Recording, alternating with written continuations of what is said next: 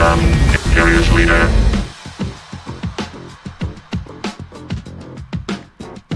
Leave no survivors. Let me show you something. Frank.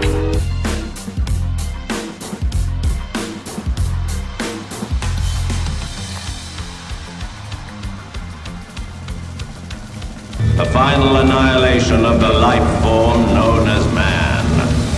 Let the attack begin.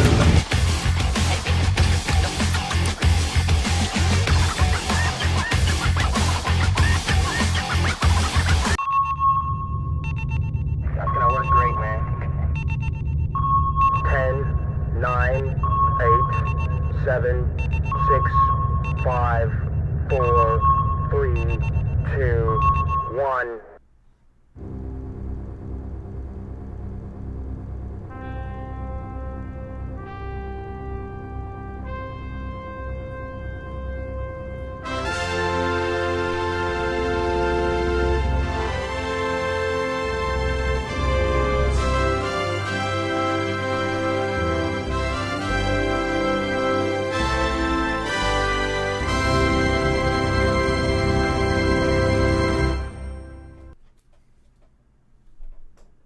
Let the attack begin. Oh my jeez, what the heck? I looked up, he scared the bejesus out of me, man. What the hell what's the matter with you? By my command. Let's get the show started by my command. How about you're gonna get a laser in your pipe? That's what you're gonna get. How about that? Hey everybody, welcome. It's IFB time. It's Interfleet Broadcasting. I am New York Pete. Welcome to the show. We're here with my co-host, my best buddy, Chris the Tipsy Toaster. That's right. And this is our pop culture and sci-fi broadcast show. We do this once a week. We're in our sixth season. It's our pop culture something or other. Yeah, I am a little overwhelmed. We got some really cool lineups going up. You ain't kidding. We have a lot of it's really cool. We got Tiny Bean, and we have Chris Feehan on, and we have a special guest, Richard Whitley. And so there's a lot. We were talking stuff before, catching up. There's pictures to be shared, stories to be shared, all cool kinds pictures. of cool stuff. And just we have basically won another award for our live stream. So thank you to all of the festivals that have actually given us the opportunity to, share our show with everybody else out there. And they're saying that we got something good. And I appreciate that. So you'll notice that we have our laurels on IFB. So that's very cool. Ready for your... What are you doing? Ready for your thing? Okay. Well, I just wanted to, before we get into any further into it, let's do the toast, and let's make sure that makes sense. We're gonna do the toast first. Let's just do that because. What do you got tonight? What tea do you have? Do you got anything chamomile have, or no, Earl Grey, Aaron Grey? I have local H2O.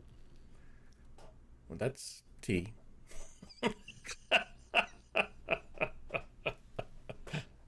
All right. I have my favorite. This is the one rum that's my absolute positive favorite. And it's amazing stuff. Diplomatico. All right. You would just take it easy with that, because that looks like it's going to knock you out. No. This is so good. This is it's smooth. Look at that huge chunk of ice so it doesn't dilute it. So there we go. All right, of course. Do that a little bit. Oh, my God. Add that. Yeah. Okay. Let's see. Get that. That's amazing. And just a little, never mind. You're not looking, are you? All right. So we got questions. I got questions from the fans. Already? Yeah. In and out of the show. So how about that? Ooh. Let's see. I've been practicing my voice. Ready? Yeah. Ready? Go. Welcome to Movie Phone. For the Rialto, press 1. All right. Just let's get to the toast, man, so you can start drinking. Oh, well, sounds great. Yeah. Thank you. Wow, someone who really cares. No wonder we're such best friends. Just get to the toast so you can start drinking. Yes. Thanks. There's some Wow, cool Pete, stuff you're that amazing. yeah, there's things we got to talk about. So let's Of do course, there's this. always good things we have to talk about. But anyways, Yeah. thank you for all showing up. We're here every Thursday. Don't forget to hit those like and follows, especially on the old interwebs for YouTube and Factbook or Face thing, or what do they call it? I like Face magazine, Face whatever, Facebook. That's what I'm trying to say. I was trying to find a funny name for it, but Okay, it you wasn't butchered hitting. it really well. You It get just kudos wasn't for hitting that. yet. So anyways, don't forget to hit the like, follows, Yeah. and everything else. And if you haven't check your follows. We may have asked you to follow us at one point in time, and Yes. you might not have seen that. So Please look it do. up. I mean, we're going to have to do that another day because, Lord, I mean, you have to we look definitely- that up. It's like, wow, it's have. like buried. We've invited hundreds in the last, I'd say in the last two weeks or maybe even 3 weeks, we've invited hundreds because we've gotten, I mean, I opened up my box of Galactica and I busted out all kinds of cool stuff, and everybody's, It was cool appreciating stuff, it. and that's what everybody's Yeah. like, woo, cool. We're getting And like they're like, thousands and okay, thousands of likes, which is You like cool. that? Come on and follow us. Yeah, So, absolutely. but yeah, definitely check out YouTube. We're almost, I forgot where we're at with YouTube. We're close to almost 1,000 followers on YouTube for once. And we Actually, never we're over started. 1,000. Yeah, We over over got 1,000 1,000. We now? totally neglect YouTube. Yeah. Although Until we Facebook took face took planted us. all our And, yeah. archive down. I can't So- believe they did that. They took all of our past shows down, all like 300. But so you now can we still moved find them. We moved them over to YouTube. They're there. They're still there. So, yep. And it's fun to go through there and look at some of those, and especially some of the Jean Pierre's and everything else that we've some of the people Oh, from yeah. Battlestar. Good stuff. And even some people who have passed on. Was it Robot Jocks? What was his name? He was also in. Oh my gosh, I'm so horrible at this. Anyways, Gary. Gary.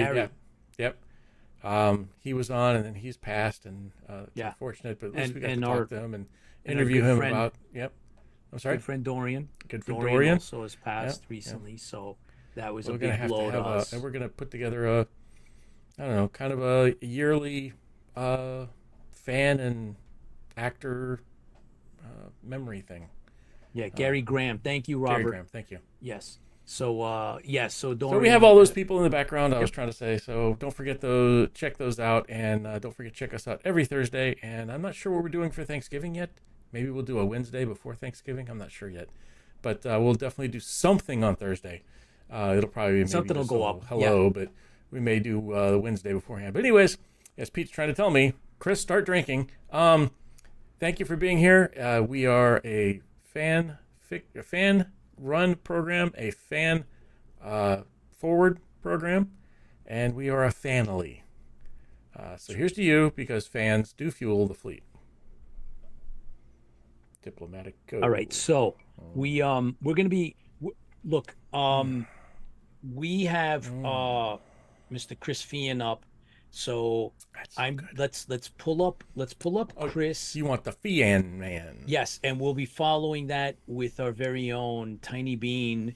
Has got a really great setup. So I got to see it beforehand. Hang on, but I gotta fix Chris. He's off to the side a little bit. okay, so gonna fix Chris, and then Yeah, he's yeah. you can't hear him, but we can see his face. I can see his Yeah, it's facial features. great.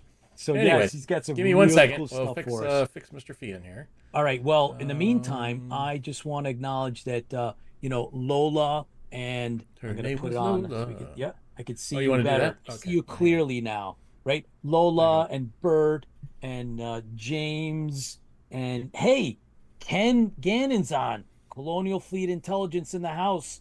Ken, thank you, sir. Thank you to you. You We're are going amazing, sir. Yeah, We have I'm to- gonna. I have to get that over to Pete, and then we'll open and those then we're up. gonna do an unboxing.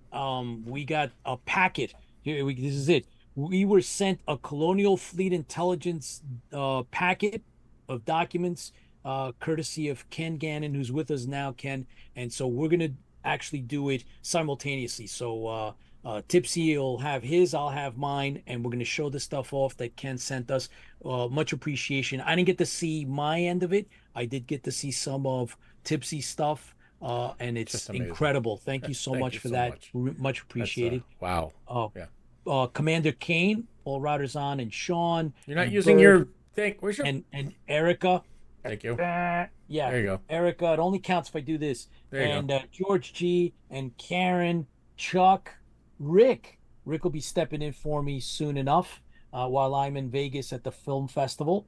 And Erica Riley, of course, unofficial fact checker Rob Baum is with us. And sci fiction, Owen Cotter. Hey, what's up, buddy?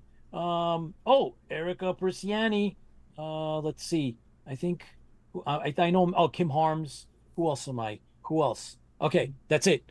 That's it for now. I know sure? there's more of you over on YouTube, and there's some of you on another one of the channels, but I don't think we I'm have anybody on twitching out there. our but anyways. IFB only. So I know that there's a lot of you out there, and we're passing that 1,000 view mark every week within a couple of days, and you're just it's insane. Our reach is like 82,000. I'm like, what? So anyway, thank you everybody for watching us in replay, rerun, syndication. Thank you for being live with us. We love having you on board, and we got a lot of cool stuff to talk about, sci-fi stuff, Star Wars stuff, all kinds of cool things. So thank you, thank you, thank you. I hope you guys are checking in on IFB. I hope you're checking in on The Stranded Warrior. The fan film that we put together is done tremendously well in the International Film Festival circuit, both for fan film and for sci-fi film, right? So those are two separate categories.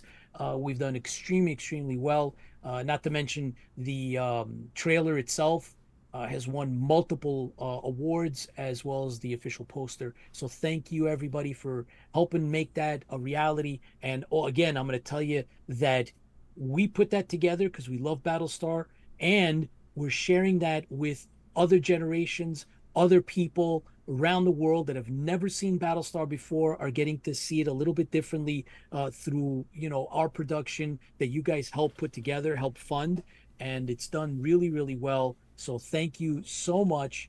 We'll keep you posted. So please check our social media for that, right? So check IFB. We're putting up really cool stuff up.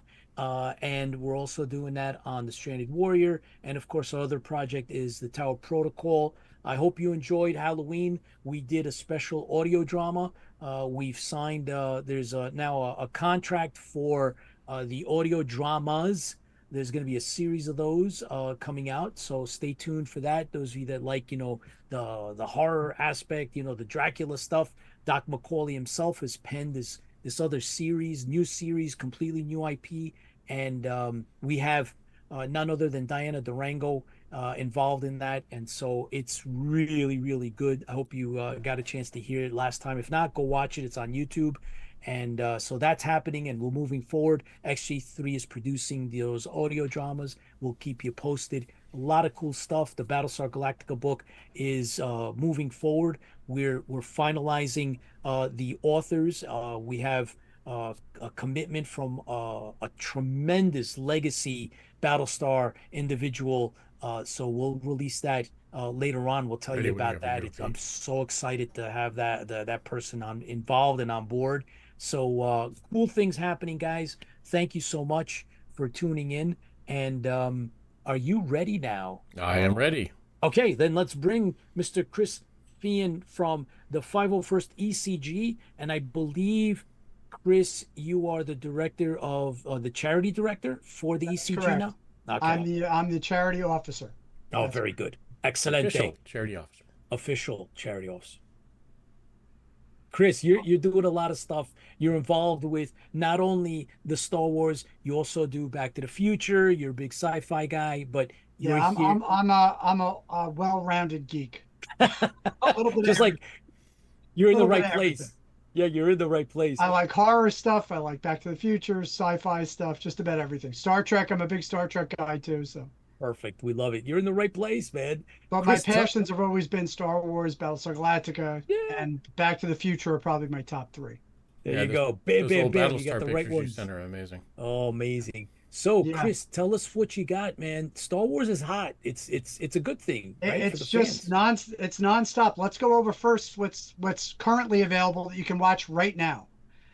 There's a new four-part Lego Star Wars series on Disney Plus. They had a series about a year and a half ago called Rebuilding the Galaxy. There's now a second season of that, 4 episodes. Rebuilding the Galaxy, Pieces of the Past, now available on Disney Plus. So if you like the Lego Star Wars content, there's more of it to consume at this point. There's also a third season of the Star Wars Visions. That's that anime style Star Wars shorts. There's 9 episodes of that. And if you check out episode 6, there's an Easter egg from Back to the Future. So definitely check that out. Even if you don't watch the series, episode 6 starts off with a scene that's right out of Back to the Future. And it was very interesting that they kind of worked that into a Star Wars property, which I thought was fun. There's also Light and Magic, which is kind of a documentary series about ILM. The second season is 3 episodes and focuses on them getting the special effects started and ready and developing the special effects for the Phantom Menace. It's a fascinating documentary series. So if you like some of the behind the scenes stuff on Star Wars, that's the place to go. There's also all the other series are available. Ahsoka season 1, the Acolyte, Andor, both seasons are available. So if you need to do some catching up, now might be the time before the next big Star Wars thing comes out, which isn't going to be till next May, The Mandalorian and Grogu. There's been a trailer for that. It looks very exciting. I'm sure there's going to be multiple trailers, multiple releases over the next few months, all leading up and all culminating with the release of The Mandalorian and Grogu. I'm very excited for it. I'm hoping it's going to continue his story and possibly tie into Ahsoka. And speaking of Ahsoka, it was just announced that Ahsoka season 2 has wrapped filming. Unfortunately, we're probably not going to see it till the very end of 2026 or early 2027, but at least we know it's in the can, it's being done. It's already been filmed, so we have that to look forward to on the horizon as the next big Star Wars series. Beyond that, we also have Starfighter, which, as I mentioned the past 2 times, went into production at lightning speed and has already begun filming and will probably wrap sometime early next year, and then be out the following May, so May of 2027. So there's a lot on the horizon between the Ahsoka season 2 and Mandalorian and Starfighter to look forward to in the next 2 years for Star Wars content. It's just unbelievable how much stuff they've tried to put together and try to get out there since Star Wars took over the property. There was also, just on a side note, there was a very interesting story that came out just in the past 2 weeks about a movie that nobody even knew was happening, that actually was originally far down the production cycle and then axed. It was called The Hunt for Ben Solo. And it turns out that Steven Soderbergh, the famous director, was working to get this movie off the ground, actually had a script ready, was already going into pre-production with Kathleen Kennedy. And it was one of the only times that Kathleen Kennedy brought to Bob Iger an idea and, just for a green light. And he said no. And it's probably for the best. It was going to be a movie that was going to take place after Rise of Skywalker and basically resurrect Ben Solo, Kylo Ren, and have him kind of reconcile with his past and try to move forward. Sounds like a very interesting character drama. Whether or not that would have really engaged fans after some of the backlash with some of the sequel movies, I don't think it would have been a marketable movie. I think it would have probably done worse than Solo, and the general consensus is it probably would have. So maybe it was for the best that they axed it, but there is a whole grassroots movement going on right now among fans, like bring back The Hunt for Ben Solo and let us see this movie. It's just hilarious how Star Wars fans are. There's always going to be a portion of Star Wars fans that no matter how much you tell them it's probably a bad idea, they still want to go forward. But anyway, I just wanted to make you aware that this was a big story over the past 2 weeks, and I just found it very interesting. Just I had never heard of this movie, never heard of anything about it, and then it turns out it came within a hair of actually going into production. So we'll see what happens with that. There's also been some talk about the Rogue Squadron show that was Rogue Alliance or Rogue Squadron. The show that was axed that they were thinking about doing may actually still have some legs and may be resurrected sometime in the future. We'll have to see if that actually comes to pass. And of course, Donald Glover is still saying that at some point a Lando show is gonna come about in some form or another, either as a miniseries or as a movie. But we'll have to wait and see. There's nothing confirmed about either of those two possibilities. Also, in kind of adjacent Star Wars news, it was announced, and we're aware now that Spaceballs 2 is fully in production, Woohoo! and almost all the original cast is back. So I'm very excited to see what they're going to do with that show, with that movie. One of my favorite parodies movies from Mel Brooks, and probably one of my all-time favorite parody movies. Period. Spaceballs is just a classic, and to see what he comes up with for the next one and what he parodies from the Star Wars universe is just going to be very amusing. So we'll see. We'll hopefully see that. I think it's supposed to come out late 2026, but I'll double check that and find out for sure. Some other Star Wars news. There has been the release of Star Wars Outlaws for the Switch 2. That's doing very, very well. It was in the top 10 since it's been released.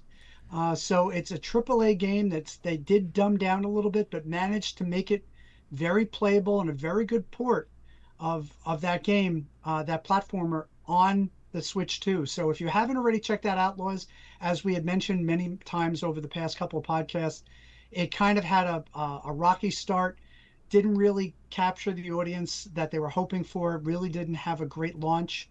They did release some downloadable content that was pretty good. The one that's on the Switch 2 has all the downloadable content, has all the features, and from what I've heard and reviews of it, it's actually pretty solid. The other thing that was just released early October was a game that I was eagerly awaiting, the new VR game for exclusively for the MetaQuest and MetaQuest 3, the Star Wars Beyond Victory, which is an augmented reality Star Wars game that lets you drive a pod racer, lets you set up figures in your house, either as little figures or in full size, and you can actually play with them and manipulate them and put them in your house and have like a whole Star Wars environment with different set pieces. I had very high hopes for this game. I had played the Galaxy's Edge game, and though it was a little slow and took a while to get going, there was a couple of really good levels in that game that really were immersive. This game is not that. I was very, very disappointed in this game. The pod racing, you would think you're doing a VR pod racing game. We had VR Racers. We had the Pod Racers video game in the arcades. Just do that, but in VR. No, they did it. And I knew this from the trailer, but I was hoping maybe there was a first-person perspective. They do it as if you're looking at a table and you're racing the pod racer on a table. So it's like a miniature pod racer going along a field, and it has a very short view distance. So it's very hard to actually do the racing, and it's more challenging than it should be, because you really can't see very far in front of you what's coming up and what mountains might be coming up, what obstacles. I found it very frustrating and just completely non-immersive, because I'm looking at a table playing a top-down version of a pod racing game. Really not what I was hoping for. I was hoping there was going to be different modes. There's not. I don't know how they could have blew this with the main portion that's a game part of the game. For me, was not very enjoyable. The other part of it is setting up Star Wars figures, and you can shape them and make them any size you want and place them around your room, and they're persistent there. So you can actually get up, walk around your room, and there's a stormtrooper standing there. There's other characters standing there. There's an R2-D2 and a C-3PO. You can make them whatever scale you want, have them sit in a chair that's an actual physical chair in your room, and then you see it sitting in the chair from all angles. That was interesting, but again, that's more like a technical demo. I mean, as an adult, I don't know how much fun I'm going to have with doing that, or if it's fun past 15 minutes. So I was very disappointed overall in that release. I thought it was going to be a lot more than it was. I also want to mention that I played through the entire story mode. There's an arcade mode for the pod racing that you could just pick up and just play a pod racing game. And there's also a story mode. I was very disappointed that the story mode was about 90 minutes. Hmm. And I was like, wow. I mean, so after 90 minutes or maybe even 2 hours just fooling around with the room setup and fooling around with the arcade pod racing, I don't see much beyond that. So I don't know if it's worth it for a lot of fans to shell out. I think it's $14 right now for the game. It's really your choice. Again, it's more of a technical demo of augmented reality than it is a real fully developed game. So I was a little disappointed in it, unfortunately. But if you do want to check it out, it's available for the MetaQuest 3S and 3. If you have those models that have the augmented reality features, it does work with them. But again, just for me, it was just disappointing. I'd been waiting for it, hoping it would have some good arcade elements, really not a very high replayability value at all. Just some other news on the toy front, they are releasing a Lothcat, the Merly Lothcat that's from Ahsoka. That was Sabine Wren's little pet, the little like cat animal. They're making that into a stuffed animal that's being released in November that they're hoping is going to be a big Christmas item. I don't know.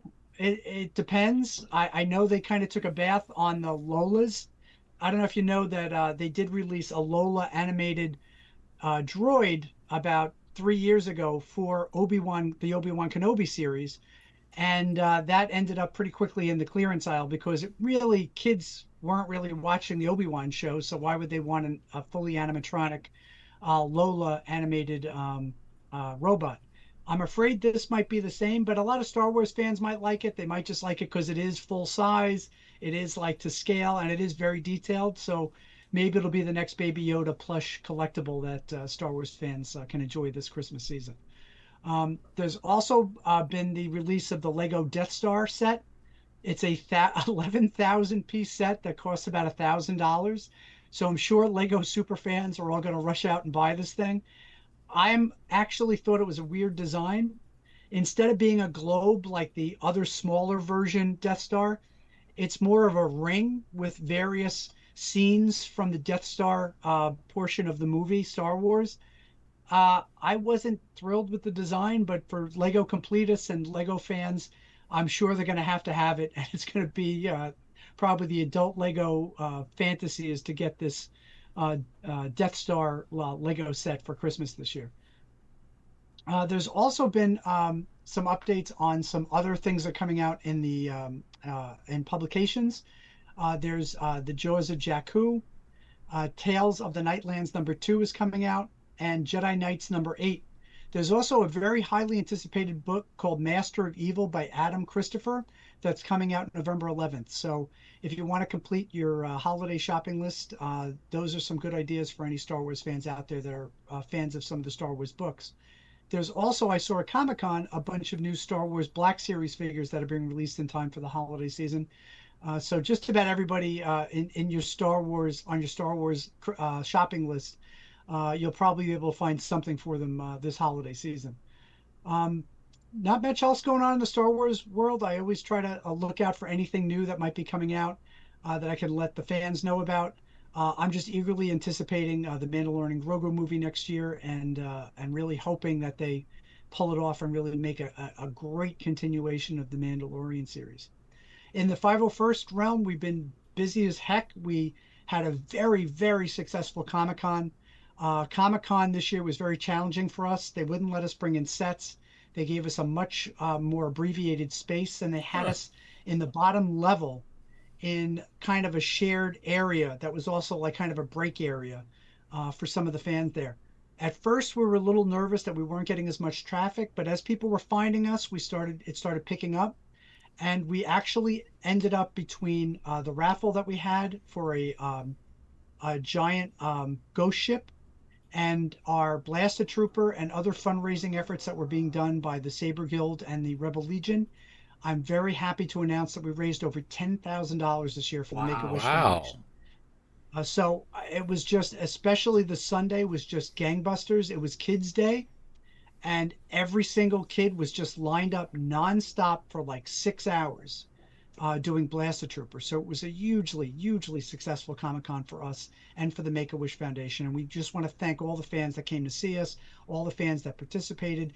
All that money goes directly to Make-A-Wish, and it was just, we knocked it out of the park this year. We're under very challenging circumstances. And I want to thank our CEO, Justin Weiss, who just helped band together all the different Star Wars groups, helped organize the Comic-Con with our event coordinator, Lisa, and just got everything going for it and made sure that it was a wonderful experience for all the fan groups and for the fans that came to see us. We really had a great showing. He also debuted his giant Wampa costume, Cool. which was just off the hook, insane. And I sent over some pictures, and you can see some of them there, of the group shot we took with all the Star Wars fans on the Saturday. His incredible Wampa costume. That's him killing me right there. Which was probably on Saturday. By that point, he was ready to kill me. But it really was a very successful event. You can see the scale of it there. Wow. With him, with that little with that little Supergirl. Just incredible achievement that he managed to get it ready just in time and get it approved in time for Comic-Con. So congratulations, Justin. Great effort. Really brought a lot of attention to our booth and to our efforts there with the Make-A-Wish. We also are not done for this year. We have a lot more excitement coming up this year. We have our TrooperCon that's going to be December 6th at Levittown Hall, the same place we do our mini-con. That's going to be an event that's going to be fun for fans to come and check out the 501st and what we're all about. Come see how we build our costumes, come to ask us questions, find out about membership, and just have a great time interacting with some of our members. So please check that out if you can. And also, we're going to be supporting what's one of my favorite events every year for the Cerebral Palsy Association, the Sugar Plum Ball and Galactic Gala. This is an event that the Cerebral Palsy Association has been doing for over 30 years. They did change it thanks to me and my manager agreeing to it. About 6 years ago, we changed it to the Sugar Plum Ball and Galactic Gala to add in that Star Wars element. And we have members of the Saber Guild, members of the 501st, and some other costume characters from other various properties come and give the kids a great experience. It is a very expensive event. It is $200 for a parent and child, but all the money goes to the Cerebral Palsy Association. And I have to tell you, it's an experience of a lifetime. It really is. Dinner, dancing, DJ, raffles, all kinds of excitement for the kids. And it's a great holiday event. It also sponsors 10 children with disabilities to come for free with their families so that they can enjoy it with their peers. And it's just wonderful to see that happen, to see them be accepted by the other kids there, to see them having a good time at this event. It's really a wonderful event for both the kids and the parents. So if you're interested in it and you're interested in supporting the Cerebral Palsy Association, please check that out. We also have plans for next year. We're hoping to come back to New York Comic Con. We're hoping to do all kinds of different fundraising and charity events throughout the year next year, and continue to support some organizations for the remainder of this year. We're doing events for various hospitals. We're doing events for the NYPD. We're just very busy in this holiday season, and we're a little spread thin, but we're going to try to hit all the different organizations that we support and make this a wonderful holiday season for them.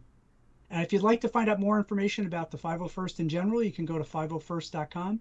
And if you'd like to find out more about the 501st in the New York area, the Empire City Garrison, you can check out 501ecg.com for more information about events that we have coming up and other things that we might be planning in the future. We didn't talk about this. We talked about this.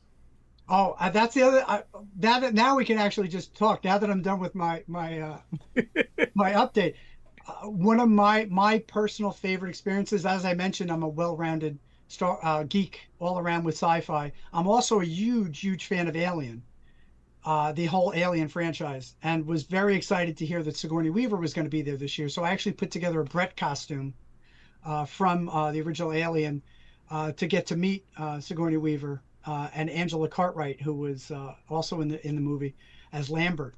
And they were actually cool enough to hold the Jonesy the cat and the alien for me in the picture, which was just, for me, just geeked out, completely geeked out. So the Friday I took for myself. I did do a stint as a stormtrooper to do Blasted Trooper, but the rest of the day I was Brett from Alien and got to get my alien geek on and meet Sigourney Weaver, which was just a thrill of a lifetime. So that was just really fun. Really fun day. And I don't see Yeah, are the you Jar there? Jar Binks in here. I'm the Greedo right in the front, the green Greedo on the front row. Oh, cool. Yeah, Oh, so I was nice. very proud to break that out for Comic-Con on the Saturday and get to be in the group picture. This is not just 501st, this is every fan group, every just random fan at Comic-Con.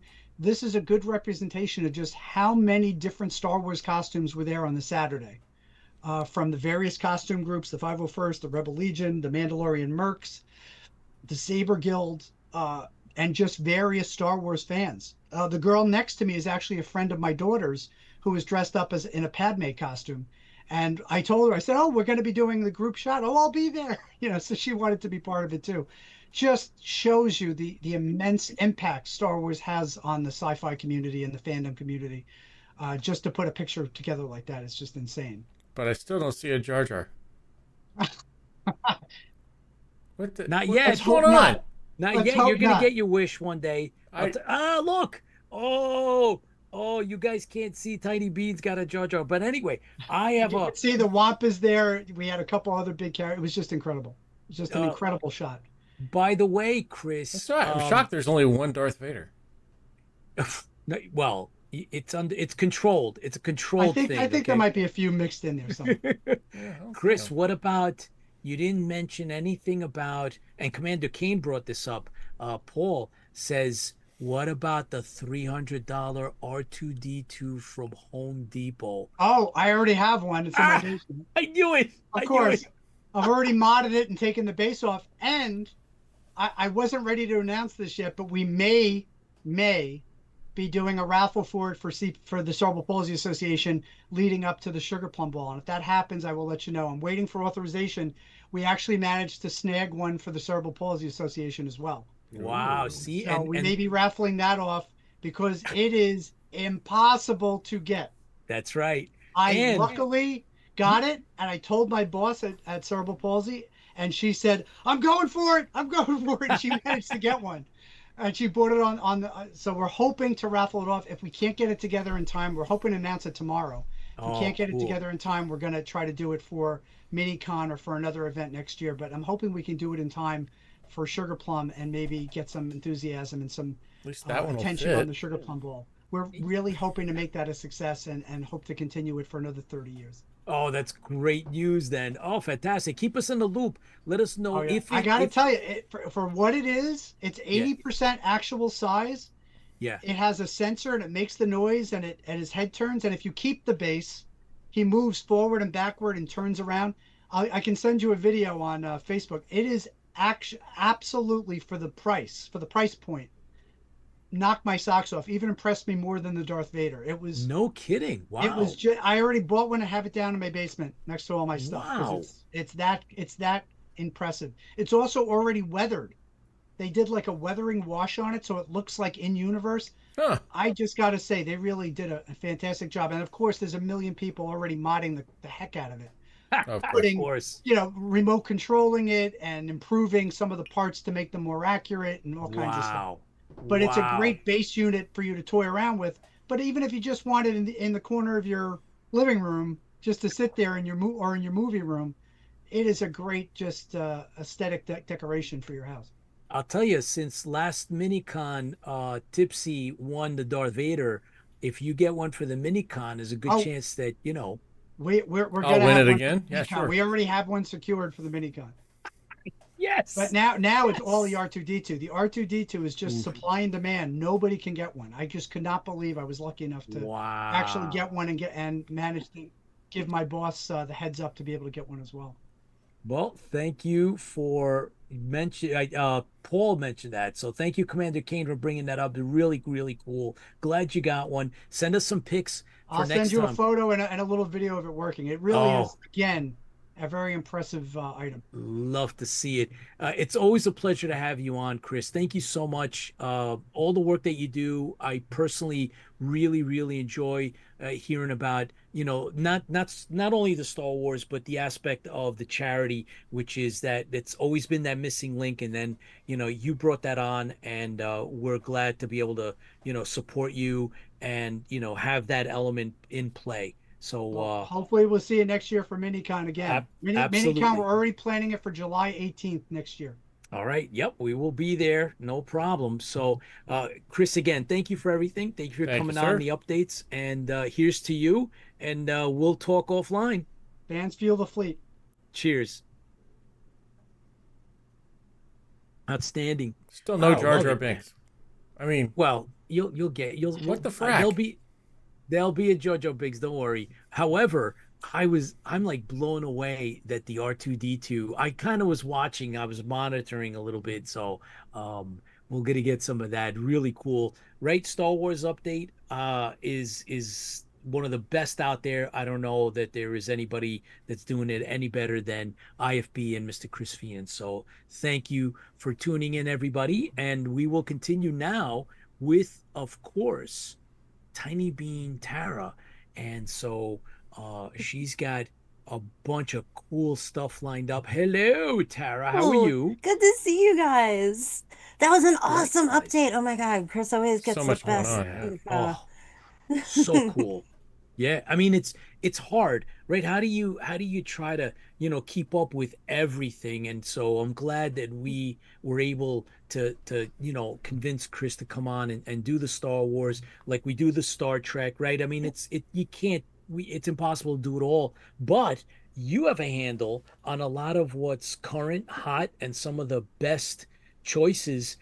You've been successful in selecting many of the Emmy winning shows that you've chosen along the line, along the way over the years that have ended up winning. And you have a really nice variety of choices or picks for tonight. So Oh God. I want to see you get into that, and then we can talk about it afterwards. Yeah, absolutely. Yeah, with a lot of fun stuff on deck that is coming up. So I'm very excited to be able to find these things and share them with the fleet. I hope everybody enjoys. So there we go. It's all you. All right, fantastic. Let me get all my stuff up. All right, well, hello, IFB.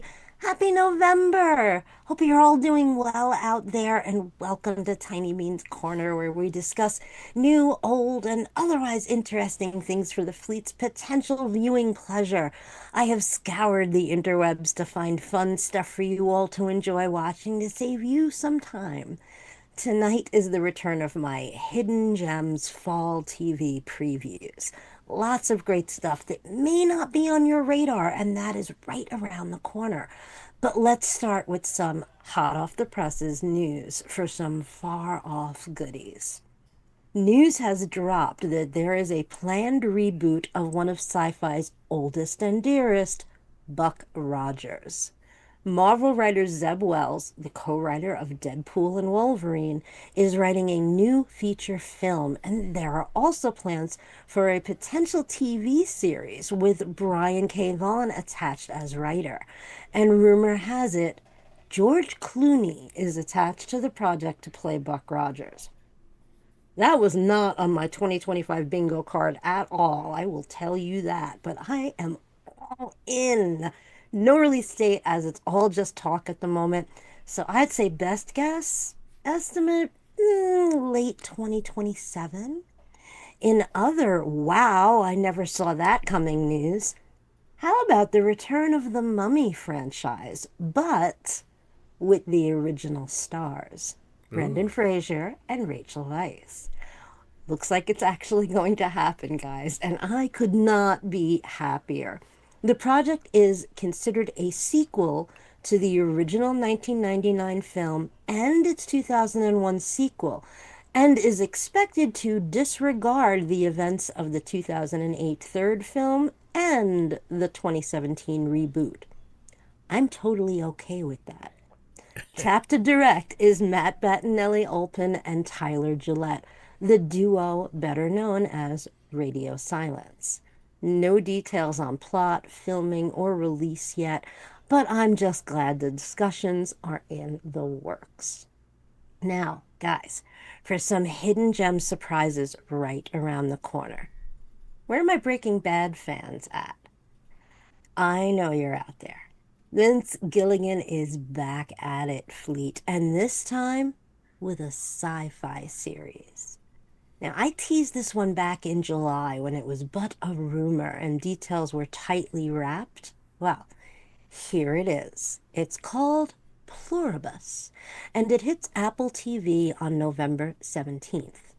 The show centers on Carol Sturka, played by Rhea Seehorn from Gilligan's Better Call Saul.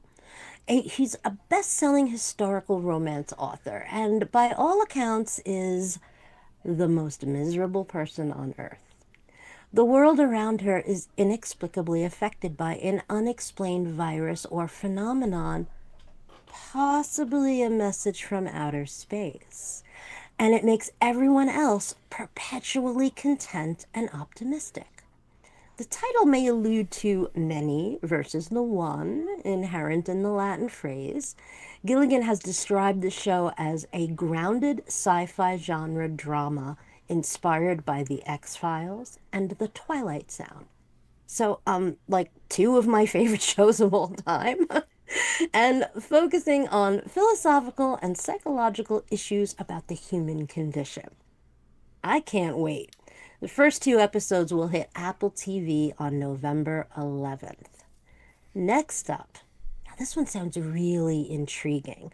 Brought to us by the showrunners of Homeland and 24, and produced by Jodie Foster and Conan O'Brien. Check out The Beast in Me, coming to Netflix on November 13th. It's a psychological thriller starring Claire Danes and Matthew Rhys. Danes plays a writer reeling from a devastating personal loss. She finds an unlikely subject for a new book when her next-door neighbor turns out to be a wealthy real estate mogul who was once the prime suspect in his wife's disappearance. Horrified but fascinated, she begins a compulsive hunt for the truth in a game of cat and mouse that may turn deadly.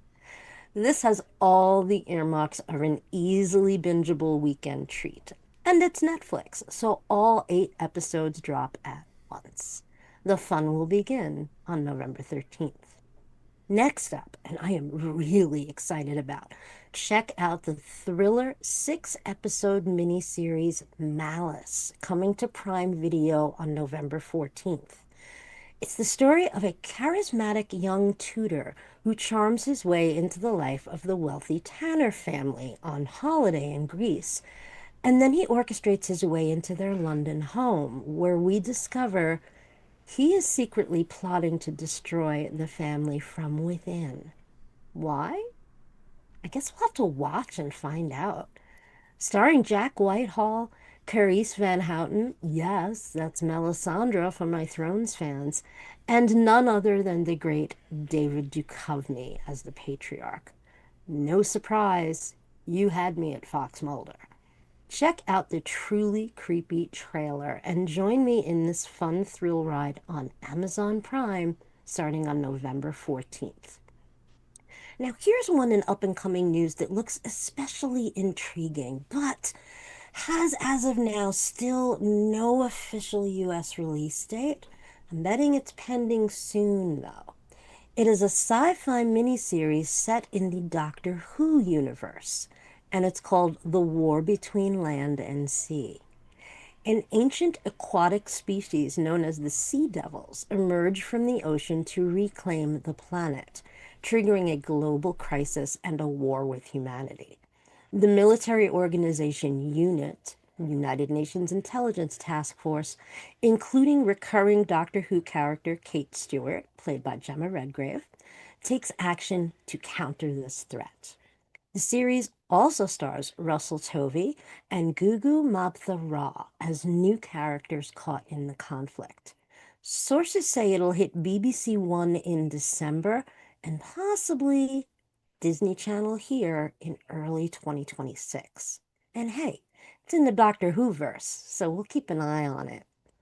Last up for tonight. Now this one is for pure fun and joy. Some of you may know of my side obsession with food TV programming. I mean, I could do a whole other segment just on that, and there is a lot to choose from. I also love travel shows and documentaries. Tiny Bean is a multifaceted person, guys. Now, if you could just add in my love of all things sci-fi or fantasy, you'd have a slam dunk. Well, who knew such a thing really does exist?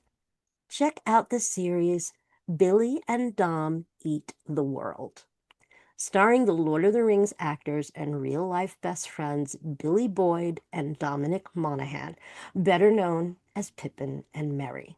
The premise is we follow them on a global culinary adventure, exploring the culture of various locations through their unique food traditions. In the style of their Lord of the Rings characters, they wander hobbit-like, seeking out local dishes and probably second breakfasts, and they get involved in the preparation and cultivation of food, often having to earn their meal by taking part in local activities. The show is known for its lighthearted tone, the enduring friendship of its hosts, and hey, there's even a special reunion in the first episode with their former co-star, the one and only Gandalf himself, Sir Ian McKellen, at his pub in London. Locations include Japan, California, Costa Rica, and Switzerland. It is pure joy, really delightful viewing. Their charm is infectious, and their friendship is so lovely. We could all use some of that on deck for our viewing pleasure. When they get to the inn at the Prancing Pony, give me a call. And that's all for the corner tonight. Back to you, Pete. Well, that was quite an assortment. Out of out of all of them, which is the one, like, the one that you're kind of really hoping is going to be a hit? And which one, if you could pick one to just watch over Thanksgiving, which two would you go for? Ooh, that is a tough call. Netflix is always fun because, like we say, they drop them all at once. So if you hit something that you really like, you can just keep going and not have to worry about, oh my gosh, new episode is on when? When does that hit? Um, I have really, really high hopes for Malice, the David Ooh, Duchovny one. okay. It looks Okay. really, really good. Creepy as heck if you catch the trailer. I mean, and it's Duchovny, come on, and Carice Van Houten, I mean, come on, she is fantastic. So really, really high hopes for that. Um, I actually really think that pretty much all of the ones that I picked tonight have really something going for them. So it's just a question of which do you prefer more? Do you want something with more of a sci-fi twist, or do you want more of a thriller thing? The Vince Gilligan one, I'm waiting for that because he tends to always knock them out of the park. So if you have Apple TV, and Apple TV's, history with their sci-fi stuff has been Yeah, spot yeah, on. it So I'm has. thinking they wouldn't be putting this up there if it wasn't up there with the rest of their catalog. So there you go. Cool. Love it. You're getting a bunch of shout outs and Hey, thank Fred. yous from everyone live. So if you get a chance, you might want to take a quick gander at that. Thank you, Oh everybody, yeah. for your support here for Tiny Bean. I also wanted to make sure that we properly acknowledge our supporters outside of the family. Wolf Media, right? They're actually sharing our stream. Uh Wolf Media, they gave us best pop culture podcast. So that's one of the Yeah. laurels. You're part of this. So congratulations to you and everybody else. Um and in the category for best podcast, we've been selected into the World Class Film Awards and Like It Film Fest. So just wanted to acknowledge them as well. So thank you to the film festivals that have the podcasting aspect or category to them for competition. And thank you to you, Tiny Bean, for taking out your time and producing your segment. We appreciate it. The fans do as well. And thank you to all of you that are watching and are here with us all time and time again. So There you go, Tiny Bean. Thank you. Thank you so much, guys. Great to see you all. Always wonderful to be here. Fans, feel the fleet, guys. Keep it going. Cheers. See you next time, and thanks again. Thanks. Bye, Tiny Bean. We right, so that's always our fun little update on what the heck is out going on and what's out there, and just really cool stuff. I also wanted to I don't know if you guys got a chance to see this Black Noise. Hang on. You'll notice that XG3 Film Productions is featured in this magazine. It's up and about. We've Magazine. That looks like a book. actually got, yeah, it's really cool. Think of like a graphic novel type Yeah. paper that's inside, and it has, right, it's got coverage. It's a major interview spread with Doc McCauley, and he discusses all about our films and projects that we're doing, and all of the audio stuff that we got going on, and just wanted to acknowledge Black Noise. So thank you very much, guys. That's you can if you go to social media, look them up. They have a QR code, and if you scan it, the PDF of the magazine comes right up. I actually wanted to get a soft cover or quote hard copy from Amazon, so I bought one of these myself. But just thank you very much, Black Noise, for the exposure. Doc McCauley, you did a great job with that interview, and thank you. So thank you guys for supporting. And tomorrow, Friday, Shockfest Adventure will be announcing the rest of the selections and nominations into the film festival, which will be next week. So November 13th, I will be in Vegas at that film festival. So Rick Moreno is going to step in for me. He's going to cover IFB with Tipsy. And there's all kinds of guests and stuff lined up. John One will be doing his spot, and so I will Jack be that night. at the festival. Yes, that's right. And Sci Fiction, Owen Cotter will be covering as exclusive media at the festival. So he will be there with his crew, and he'll be interviewing, and so we'll be getting an interview as well. And then I'll be taking some pictures and stuff, and I'll put some of that stuff up too. And we'll have our fingers crossed. Hopefully, a Tower Protocol resurrection. We'll see what happens starting tomorrow, and we'll just keep doing what we do, and we're cranking things out. We appreciate all you guys. Tipsy, what do you have cooking? Because I know that you have room in your abode for a Cylon Centurion, and Yes. I'm waiting to know, when is that going to happen? Probably right after Christmas. Okay, I wasn't sure the time, Yep. right? The time frame, but yeah. So you have some really cool stuff going on. I have been tapping into and just thinking how I'm going to share the rest of my Battlestar Galactica box with all of my things that I've collected over the years. I put up on IFB, I put up my box of Topps 1978 Galactica Oh yeah, cards. yeah, I saw that. Yeah, put Too that bad up. that's not the Series 2 box. Imagine that. Oh, by the way, I found on Facebook. I think I'm gonna go back and share it on IFB.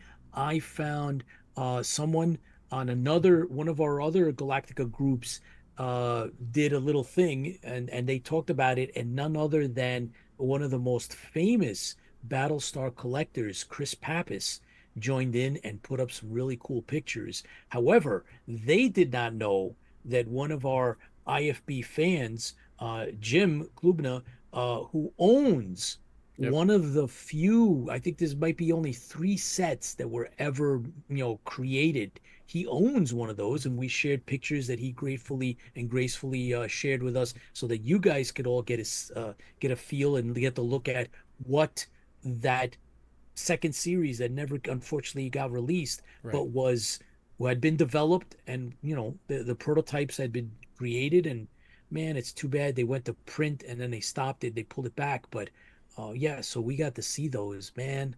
Imagine that, Chris. Only know Imagine somebody that back season. then, huh? Man, Hey, I imagine know that. you printed a couple of those out. Yeah, you know How what? about getting one of those? Don't throw them out. I'll take them. Yeah, yeah, But yeah. at least we got to Let me share a go lot back of to those the dumpster. pictures. You can just throw them out, and I'll pick them up from Yeah. the dumpster. And well, yeah. So, so that's cool. I thought that was really, really cool. But yeah, there's stuff out there, guys. So I'm gonna continue slowly sharing Chris some of Yep. like I got that poster, right? The soundtrack poster that I put up. Mhm. I think everybody really, really enjoyed that. There's not a lot of those, kind of rare. And so there's a few other things. And as a matter of fact, in a future show, we're going to bring one of the legacy founders of one of the old time Battlestar Galactica fan clubs that used to have their own fanzine. They had their own group. They had their own thing, and we actually were able to reach out. And he's going to come on the show, and he's going to talk to us all about the days back when it was mail order, right? You would send a Yep. little application, Chris, with a check or a money order, and then you would get in the mail, you'd get your little certificate, and you'd get your little fanzine and stuff from the club. So it was one of those, I guess you would call it an indie Battlestar fan club. And we got one of the guys involved, one of the I think he was the executive secretary or something. And so that's coming as well, guys. So that's really, really cool. And yeah, I mean, things are happening, and we appreciate you. We're enjoying sharing all this with you. And so next week, I will have another item from my collection to put up. So stay tuned to IFB. A hint on that? No, you get no hint. No hints. No hints. No hints, but it's Just going like to a be cool. colonial, just to lead you You on. guys, you will Mhm. enjoy, you will like when I bust out one of these pieces, because it's another rare piece. It's something that I got right when it was released. So you'll see. Uh, will enjoy. It's from my little Galactica box that I saved, scrolled away in my parents' house, and they said it's time for you to take this away now. And so I did, and I'm gonna share all of it with everybody here. And and don't forget that we were given stuff an Intel packet of documents from a friend of ours, and it's Yeah, it's we're gonna from yeah, Ken. yeah. Yeah, so Ken Gannon sent the stuff, so we will. Oh yeah, Ken says I still have my membership. Which group were you in, Ken? Uh, put that up for us so we can share that. So, because there were a bunch of like kind of local Galactica clubs, and then of course there's the BFC, the official Battlestar fan club, and of course Chris Feehan was past president of the Battlestar fan club, and they had come out with an unauthorized unofficial book that's really hard to get, but it's really well done. I happen to have a copy. You guys have seen that. I've put it out there, and yeah, so we are kind of prepping for our guest, our special guest, who writer, producer, done a ton of various things. So Rich Whitley is worked on cool stuff like Space Above and Beyond, and you guys know that we're fans. We've had some of the main cast come on in the past. Roswell, Millennium, Rock and Roll High School, and then he's got connections to some of the old classic bands, rock and roll bands out there. So we're going to talk a little bit about all of that, and he's here with us, and we're really lucky to be able to share. He's sent us pictures from his personal collection of his years involved in some of the franchises that we know, some of the things that we love, and pop culture things. So we're going to take a deep dive into some of the experiences that he's bringing with us, bringing to us here on IFB. You guys are going to enjoy it, I know.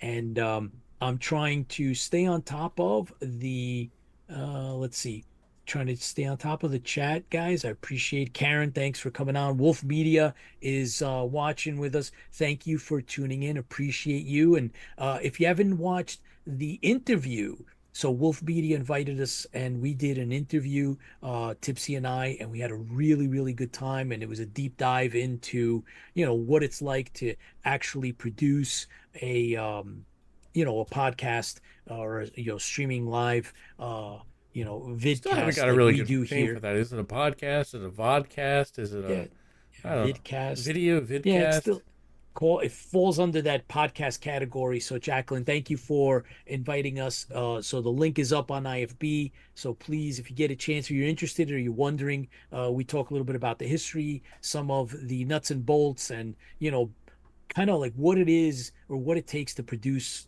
this show that we do here.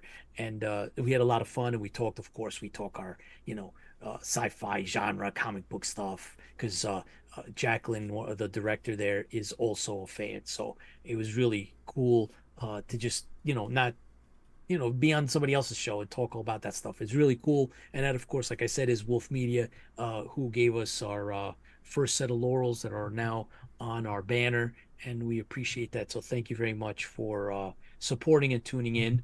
And I'm so happy I finally made it to a live episode with you guys. And yes, I love having you guys on. One of my most favorite episodes. Thank you very much. Jacqueline is going to be coming on to IFB, and we're going to have her as a special guest, and we'll talk all about her background. She's a comic collector and also been involved in conventions. She'll tell us all about that, and of course she'll tell us about Wolf Media and the film festival. Yeah, what it's like to run a film festival. Oh my God, putting that together. As a matter of fact, we're also going to have Jeff McCobb from Shockfest Film Festival. He is also scheduled to come on, and he's going to tell us all about being 17 years in film festival, in front of Shockfest, and then being the director of Shockfest. And this is their last year, and so we're involved, of course, under the Tower Protocol. So he'll be on. He'll be one of our guests in the future, near future. So we got all kinds of cool stuff going on, and I see Mr. Whitley is in the room, but his video is not on yet. Okay, so he, I think, is There he is. ready, and he is now in the Ammo. green room Just- and yeah, ready to go. Just ask, and you shall receive. Yeah, man, isn't that incredible? Hey. Rich, welcome to IFB. How are you? I'm doing great, Pete. Glad to be here. The green room was a lot of fun, but this is much better. So this is good. Absolutely. Rich, you gotta. Should be the we have to- chrome room. I mean, if it's the green Yeah, it room, could be the- this is well, Battlestar. Should be the chrome room. Yeah. Absolutely. Rich, you've worked with a lot of well-known individuals throughout your history, and you've worked on some really cool projects, including Space Above and Beyond. We're fans of everything pretty much that I've seen you, touch. So we're really honored that you're here, that you're taking the time out, and tell us how, what is it that drives you as a professional and as a fan, and get into your background. And then, of course, you're going to tell us if you have a book or an appearance. Don't forget that as well, because we try to squeeze all that in here. But All right. it's all you, Rich. Tell us about yourself and Well, your background. That's very nice. Thank you very much. I'm glad to be here. Well, it all started off when I was a kid. I just absolutely loved movies. And yes, I was a monster kid. Oh, boy. Absolutely. I wish I could say this was the original, but of course, it was the law back then. Mom threw it out. But I found that on eBay because I won. It was a local contest. I grew up in the suburbs of Chicago, entered the Famous Monsters contest, and became a master monster maker. And they had my Dracula model in the Walgreens window, which I walked by every day after school, went on my way. So that was pretty exciting. But I loved movies all the time as a kid, just watching in Chicago when I was growing up, there was a thing called on WGN Creature Features, which they probably named it in every big city. And, all the Universal horror movies and everything and making the models and all that kind of stuff. I absolutely loved movies. I went to the movies every single week, rode my bike. They changed the movie every Friday. And so being a baby boomer growing up in the 60s, I saw everything from Hammer horror films to Jerry Lewis to James Bond to all the James Bond ripoffs to, of course, Hard Day's Night. And just, you know, I just, I loved it all. And then the movie that changed my life was seeing Take the Money and Run, the Woody Allen movie. And I was the class clown. And so suddenly I realized, oh, you could put those jokes on paper. And the movie just changed my life because then I went down the rabbit hole of all of Woody's, heroes like the Marx Brothers and Buster Keaton and Chaplin and S.J. Perelman and Robert Benchley. And so I just did a deep dive into comedy and, National Lampoon magazine came out. And then when I went to college, to film school, I was determined to see 365 movies a year.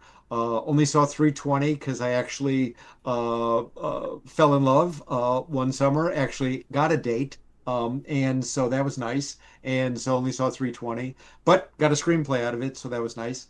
And went to Southern Illinois University in Carbondale, Illinois. And so when I, was making movies and watching movies and, it was just meeting your people, where, hey, you want to talk about the French New Wave and smoke a joint? Yes. That's what film school was for me. And so, when I graduated college, I just put everything I owned in my car, along with my student film and my spec Bob Newhart scripts and my screenplays, and just headed out to California. And my buddy Russ Devanch, who I'd gone to college with, was already here. And I said, hey, we got to go to Roger Corman's. It's like, so with each of us with our 16 millimeter film in a can, of course, in a can, we went to Roger Corman's offices they were in Brentwood at the time.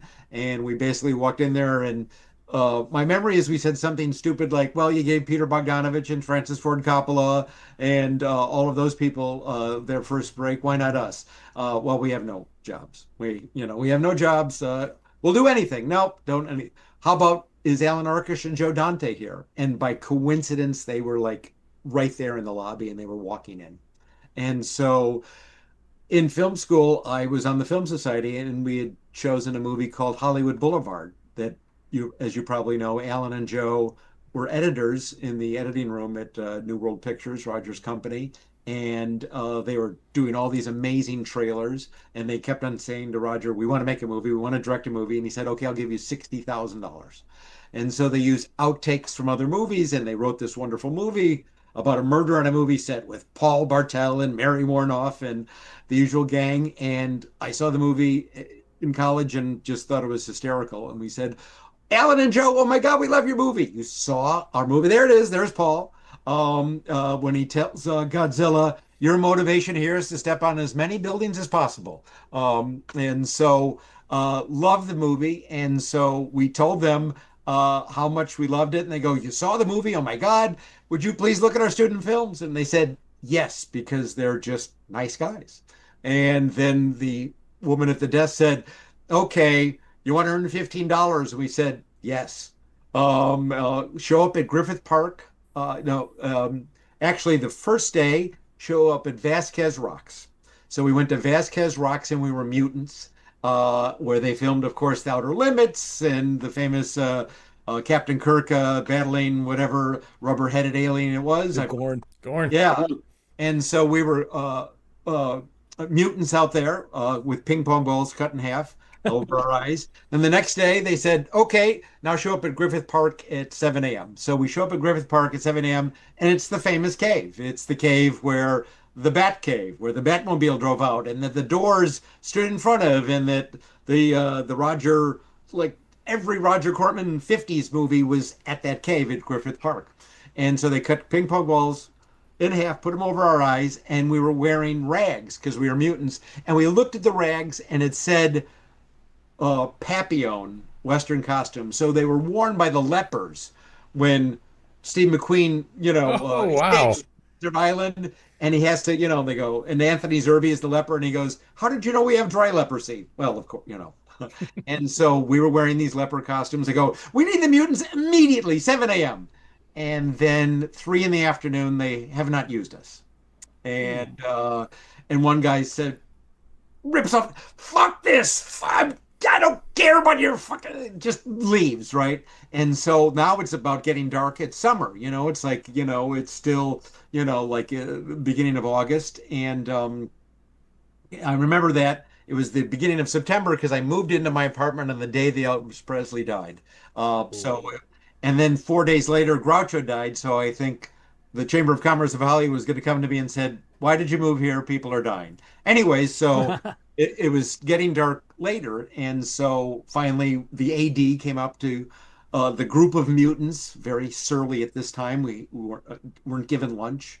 And they said, "Who wants to do stunt work?" And I was bored, and I said to Russ, I go, "Come on, Russ, let's just tour." I had no clue what it meant.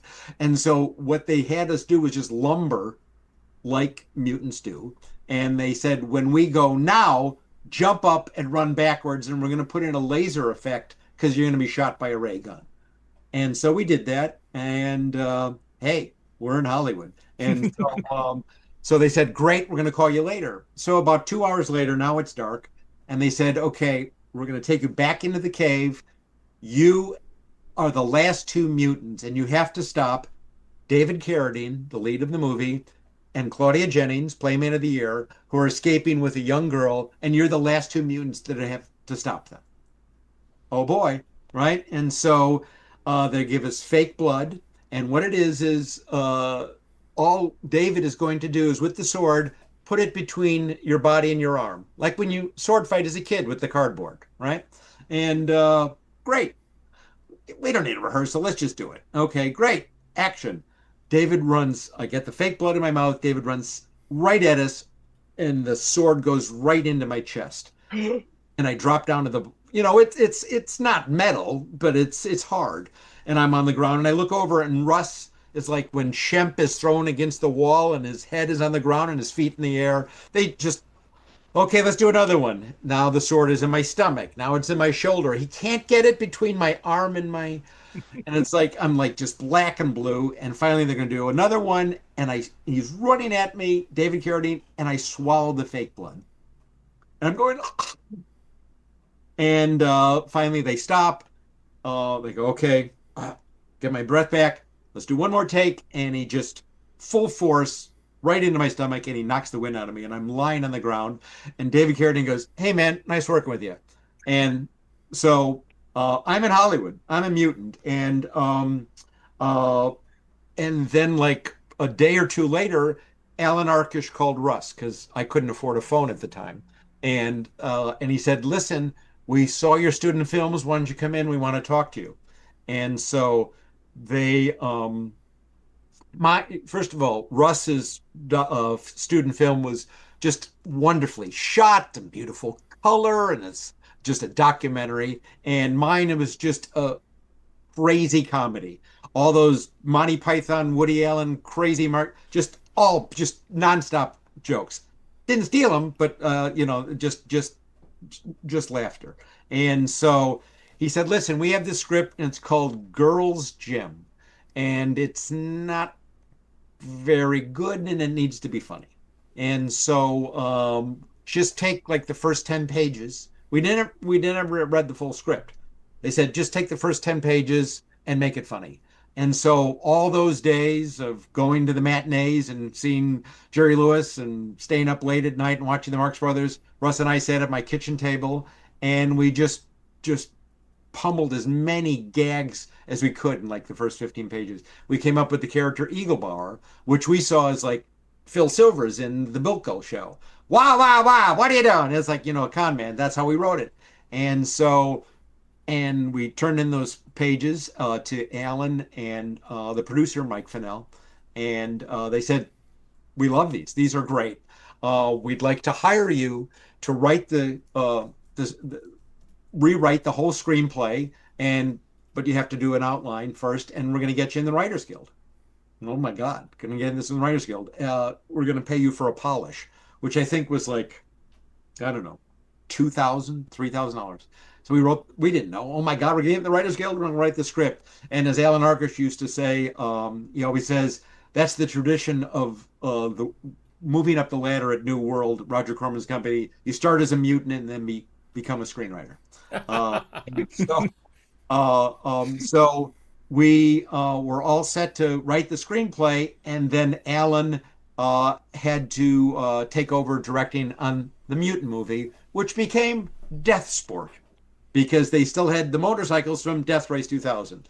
So, and I remember, so I had to get a job because Girls Gym had to be pushed back months. So I got a job as a tour guide at Universal Studios, which was fine for me because when I first came to town, I thought, oh my God, Spielberg snuck onto all the studios and took an office. And that's what I did. In those pre 9/11 days, you could sneak onto most every lot. Just go in with a group of people, wave. And I had no money, so I was eating craft service and watching them film Columbo and Rockford Files at Universal Studios. And I had no money, so I was just eating craft service, watching them film those shows, going on every soundstage. If it said, private set, that's the one to go on. I learned that the private set of Same Time Next Year didn't make sense to sneak onto a set that only had 2 actors. Not easy to blend in. So I was I remember Robert Mulligan looking me dead in the eye and calling the AD, and I got kicked out right away. So I knew most every studio lot inside and out. I would steal reams of paper because I couldn't afford typing paper, because I'm going home and writing sketches for Fernwood Tonight and writing spec screenplays and Bob Newhart scripts and just writing nonstop. And also stealing scripts. And the movie studios, they can afford the scripts. And so I saw what the scripts look like.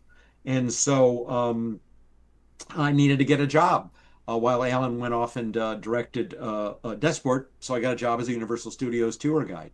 And I never thought it was a way into the industry. I just didn't want to clean toilets. A lot of the tour guides, both men and women, thought, most of them wanted to be actors and actresses, and they thought it was a way into the industry. I never thought that. I just thought it was fun. I'm at a movie studio a lot. This is great. And I remember one time in that interim before getting that, Russ and I did extra work. And one of the jobs, one of the extra things we did was in the movie I Want to Hold Your Hand, which the Hollywood Palace, which stood in as on Vine, stood in as the Ed Sullivan Theater when the Beatles were playing. And Russ and I are there, and it's Robert Zemeckis' first directed movie. And it's pretty exciting. And so they said, everyone, they told us to have haircuts because Beatle haircuts weren't big yet. And so we got a haircut, and they said, no, too long. And they sent Russ and I down to the basement. And what we found out is they got Marines from Camp Pendleton with very short hair, and they were just giving people buzz cuts. And I said, I have to go to the bathroom. And so there it is. There's I Want to Hold Your Hand. And so I was way in the back, and I put my hair up under a hat, and I had a winter coat. And they said, everyone take off your modern glasses except you, because I had tortoiseshell Harold Lloyd kind of glasses. And I sat right behind Debbie Allen and Mary Jo Sperber. I was right behind them and always sitting there so they didn't cut my hair. And when I was a tour guide, oh my God, in the tours, they had lobby cards of all the current Universal movies. And one of them was a lobby card from I Want to Hold Your Hand that I am in. If you wait 30 seconds, hold on. Oh boy. Oh, this is going to be great. Oh man. He's going to actually get and show us one of his. Oh, let's see. Whoa. So see that? Let's see. See that guy with the big mouth? That's me. Excellent. In the lobby card of I Want to Hold Your Hand, right? So when I'm in the tour, doing the tours, people thought, oh my God, you're a star. They asked for my autograph. I go, no, that's like ridiculous. But when Russ and I were there on the set of I Want to Hold Your Hand, Robert Zemeckis, Eddie Deason was in the film, and he was like the nerdy Beatles fan. And Zemeckis kept on going, more Jerry, give me Jerry. I want more Jerry. And Eddie was not sure how to do it. And Eddie's sitting alone, and Russ and I are there at lunch in the parking lot of the Hollywood Palace. And we go up to Eddie, we introduce ourselves. And they go, this is how you do Jerry Lewis. Oh, how? And we did the legs and the jumping and the thing. And we told him how to do Jerry Lewis. And because he was like a teenager, I think, at the time. After lunch, Zemeckis said it. He goes, yes, that's perfect. So when Russ and I originally wrote that Eagle Bauer character for Rock and Roll High School, we initially thought of Eddie Deason. But when they came to casting Rock and Roll High School, his agent said, no, he's in Spielberg's 1941. He's going to be in a big movie. So we got Clint Howard. Thank God, Clint is amazing. But, you know, and Eddie got to be directed. There's Joey. Oh, wait, there's me dancing in the plaid shirt there. But anyway, so I'm a tour guide during the day, and at night, Russ and I are writing Rock and Roll High School at my kitchen table across the street from Universal Studios.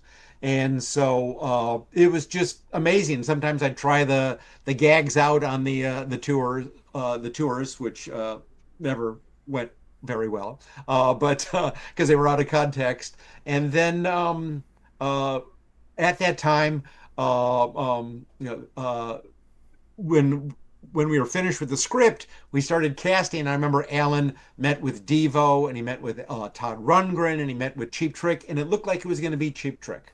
It was all set to be Cheap Trick. Maybe you guys know this, but they wanted $50,000 to act in the movie and do the album. Way too much. Ramones only wanted 25. Roger Corman, oh boy. So that's why we got the Ramones. And of course, you know, I mean, the Live at Budokan album would have been a huge hit. It would have probably helped the initial box office. But the Ramones, you know, are amazing. I love Cheap Trick's music, but the Ramones are just, you know, transcendent and timeless. Wow. And so I remember, so this is like one of my favorite moments. So Alan says, okay, we're going to get the Ramones. He gave us albums to listen to, or they may have been cassettes. And so we went home. And listened to these. And they go, oh, it's basically rock and roll. They're 3-minute songs. It's like, you know, the Beach Boys. It's Jan and Dean. And it's like just boom, you know, on steroids. And so Alan is going to screen Hard Day's Night for the Ramones to show them not to be afraid of lip syncing. So Russ and I are there, and with the Ramones and Alan Arkush and Mike Fennell. And so, and we meet the Ramones for the first time, and Alan's house is just wall-to-wall LPs, vinyl, because he not only did he go to NYU Film School, but Alan worked at Bill Graham's Fillmore East. Alan is just both a cinematic encyclopedia, but also music. Just a love and passion for everything. And meeting and working with Alan was like meeting your people, you know? I mean, when we got the job, and he said he takes us to the corner of Vine and Selma, which is 1 block south of Hollywood and Vine. And he points to Preston Sturges's Star. And he says, this is who we need to make our movie like. Preston Sturges. And I've been in town 8 weeks. I'm a block from Hollywood and Vine. And he's pointing to one of my heroes. And I'm just stunned silence that I'm living a dream. And Alan says, wait, you do know who Preston Sturges is, don't you? And we said, oh my God, Lady Eve, Sullivan's Travels, Help Me Conquering Hero. He goes, yes, let's go have pizza. And so we bonded over our love of Preston Sturges, and Alan says, oh, it should be like Frank Tashlin, and we got to do this. And, you know, we knew all these things. We were like talking the same language. And he said, you got to be on the set. And it's like, wait, you know, first time screenwriters being invited by the director on the movie set, like happens about as often as Halley's Comet. And so there we were on the set every single day. And there were, you know, but that night watching Hard Day's Night with the Ramones was just crazy, because we're watching the movie, and Alan's saying, "See, they're lip syncing," and they're going, "No, no, that's John and Paul. They're really singing." Alan goes, "No, they recorded it." And then nope, that's the Beatles. They're not lying to us. Alan has to stop a 60 millimeter projector and explain to him they recorded it first, and then they lip sync. And that's when we find out that Johnny Ramone is a movie freak, owns like 300 movies, maybe on beta at the time. Pardon my memory, but he knew everything. And so when Alan references Astaire Rogers movies, or a Gene Kelly movie, or even a Maurice Chevalier, Ernst Lubitsch movie, he knew what they were. And he says those were all recorded, and then they lip synced. And then they start the movie again. And so there I am. So that's the Ramones, PJ Souls, and me. I'm the only one you won't recognize. But that was an amazing night. And Russ and I were so inspired, we went home and we wrote all these pages thinking that they're the Beatles. And Alan Arkush looks at all these pages. We didn't know we were supposed to get paid. And we wrote dialogue and gags, and Alan goes, "This is great. They'll never be able to say any of this." So that's the way it goes. But to being on that set was kind of amazing. It was like a Mickey and Judy, let's put on a show. Everyone, it was like the first movie for so many people. I mean, Dean Cundy, of course, not his first movie. He was the DP. PJ Souls had just done Halloween that Dean was the DP on. And I remember I was introduced to Judd Apatow once, and as the guy who wrote Rock and Roll High School, and he looked at me and he says, "I don't know if I should be more impressed that you met the Ramones or Grady Sutton."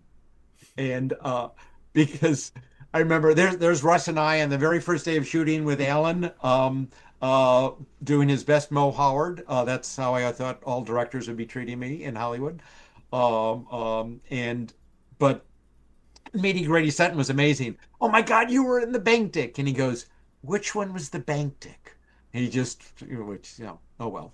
But anyways, that was Rock and Roll High School. It was it was just such an amazing experience. And maybe all of you folks know this, but Stephen Armstrong has written a book on it called I Want You Around, the Ramones and Rock and Roll High School. It's a terrific book. I think it's coming out with a third edition. Wow. More stuff. Stephen Armstrong did a hell of a job. Stephen has also done oral histories on New World Pictures. He's just done a lot of terrific stuff. And but anyways, a fun book. And I think that photo is in it. Of course, it should be. But anyways, I think it is. There we go. Yeah.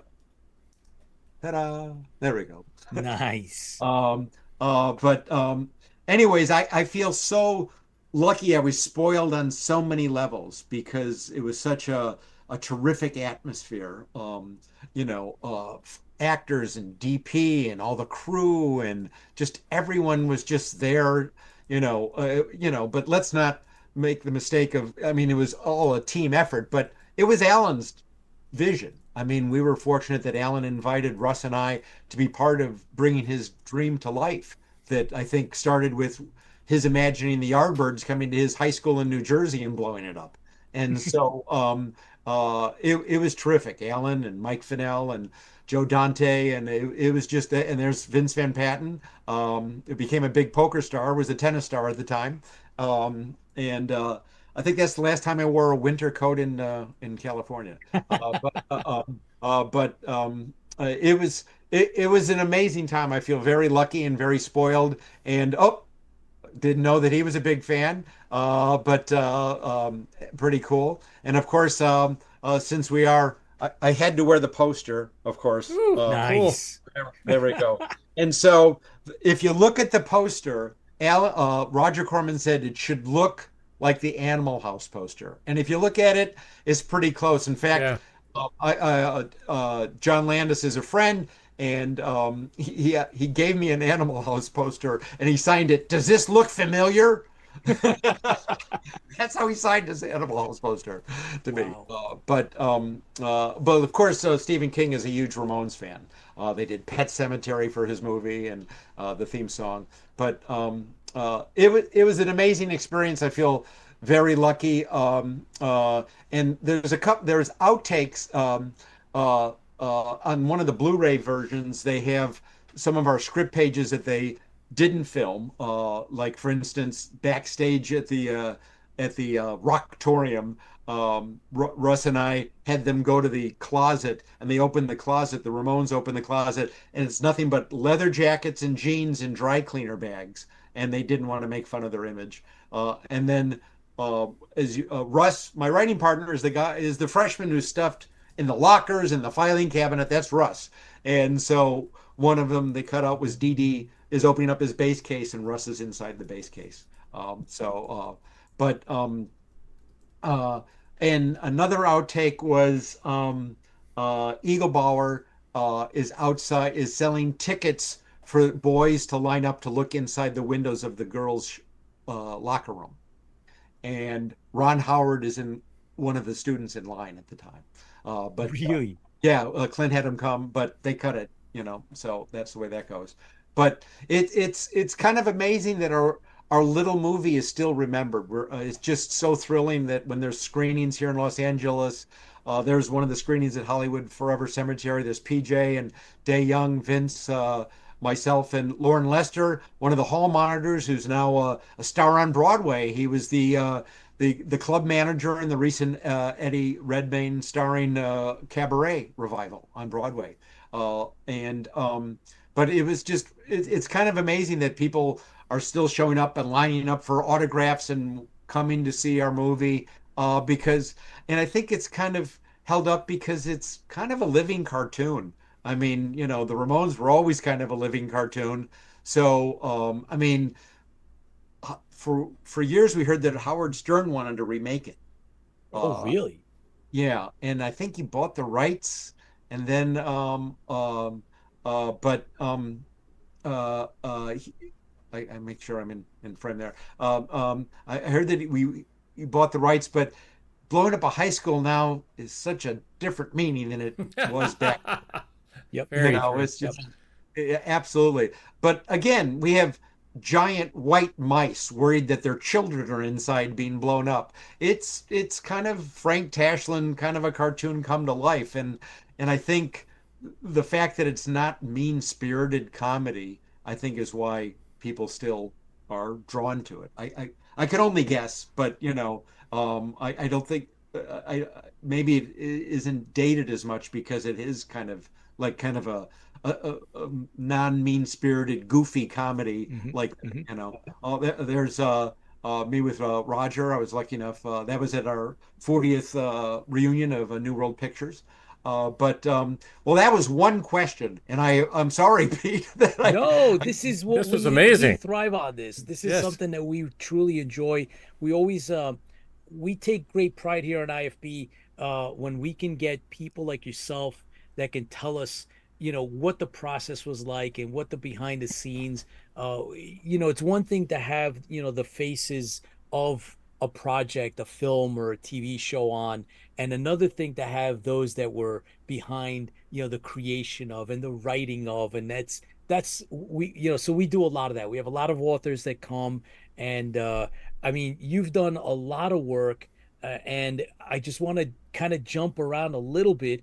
Absolutely. You worked on Space Above and Beyond, which is another favorite of ours. One of the other projects that you did was Roswell. You wrote an episode of Roswell. I was a big fan of the original Roswell as well. And so you shared a couple of pictures from your experience with Space Above and Beyond. Yes. Space Above and Beyond happened. There I am with Pearlie the Tank. I wrote 2 episodes. One was Dear Earth, and one was the second one was Pearlie. Great episode. So that show was created by Glenn Morgan and Jim Wong. So I remember after Rock and Roll High School, we didn't get very much money. And then with another writing partner, Jamie Klein, I wrote a movie called Thursday the 12th, which became Pandemonium, a parody of slasher movies, Tab Hunter and Carol Kane and all that.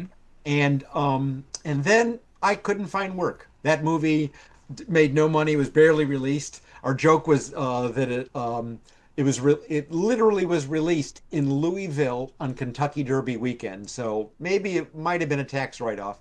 Um, uh, the script got us a ton of work, got us to work with Joel Schumacher on later, but the movie was not a great experience. But because of that, I couldn't find work, writing job. So a buddy of mine was working for the producer named Sandy Howard, produced Man Called Horse. And so he goes, "Hey, you want to earn $250 a week as a delivery guy?" And I said, "Sure." And it's me and two guys who just graduated college 3 weeks earlier named Glenn Morgan and Jim Wan. And they go, "Oh my God, you wrote Rocket High School." And I go, "Oh my God." Hey. And so we became best friends. We played basketball together, just the nicest, greatest guys. And then they wrote oh God, they wrote a movie for Sandy, The Boys Next Door, and then Trick or Treat, I think. And then they started to work for Stephen Cannell, and so they got into TV right away. And then I remember they worked on a show called 21 Jump Street, and then they got their own chance to do their own show called 100 Lives of Blackjack Savage for Stephen Cannell. And they called me and they go, "Whitley, you want to do an episode?" And I go, "Yeah." And so I did an episode of that. And then while I was going off and writing, making a very nice living, getting offices on movie studio lots, writing movies that weren't getting made, unfortunately. And they were going up the ladder of television. Then they get on X-Files, and they're just like the rock stars in X-Files, writing some of the best episodes. They get their chance, they do Space Above and Beyond. And I had told them that I had written a script about my parents' experiences during World War II.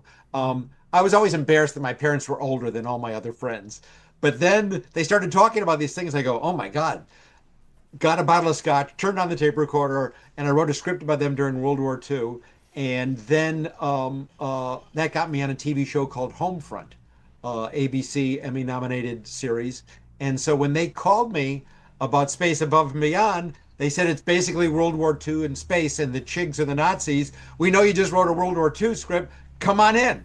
And so again, it was like Glenn and Jim are just the most amazing guys. It was just, he goes, this is my memory how he's phrased. I'm sure it wasn't phrased like that. "What is your most of all your World War II research, what's the one thing that stands out?" And I'd seen the pilot, and so I knew everything was going to be about battles on Guadalcanal. And so I said, "Letters to Home."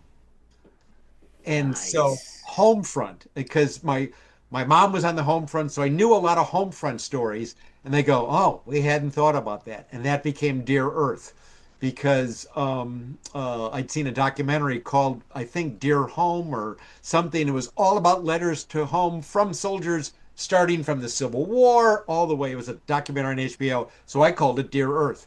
And that's where I was able to get a lot of that, like that home front kind of stuff. Like, for instance, in Dear Earth, when Rodney is talking about being a tank, that was from my research about Port Chicago, which maybe you guys know about Port Chicago during World War II.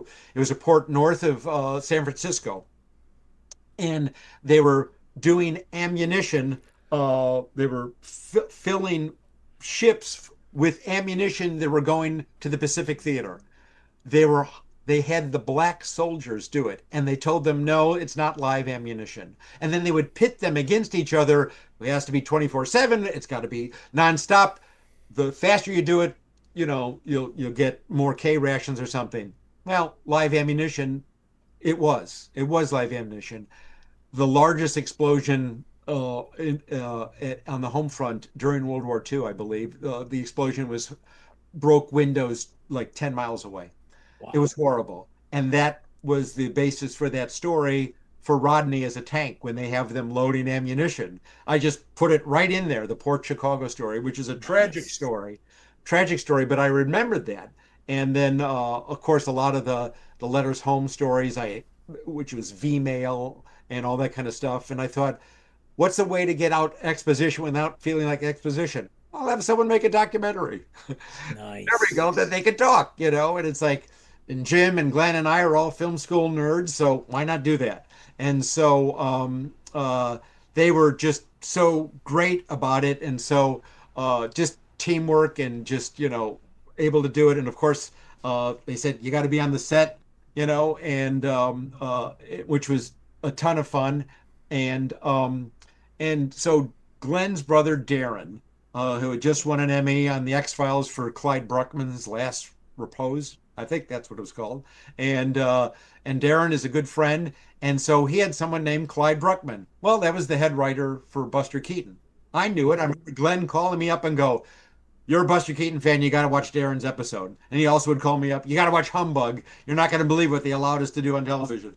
And so Darren used Clyde Bruckman. I go, "Well, I'm going to use names." So Al Boasberg was a famous comedy writer. So he's the guy with the cherries, and with the strawberries. I'm sorry, which is a homage, of course, to Humphrey Bogart in Caine Mutiny. So they allowed me to write jokes and funny stuff in there, along with, that's my favorite kind of writing. Like my favorite movie is The Apartment, Billy Wilder. It's funny and it's dramatic. So we could have the dramatic scenes like with Kristen's character Shane, with her sister having a baby, or with Rodney going through that as the tanks, like the parallel to Port Chicago.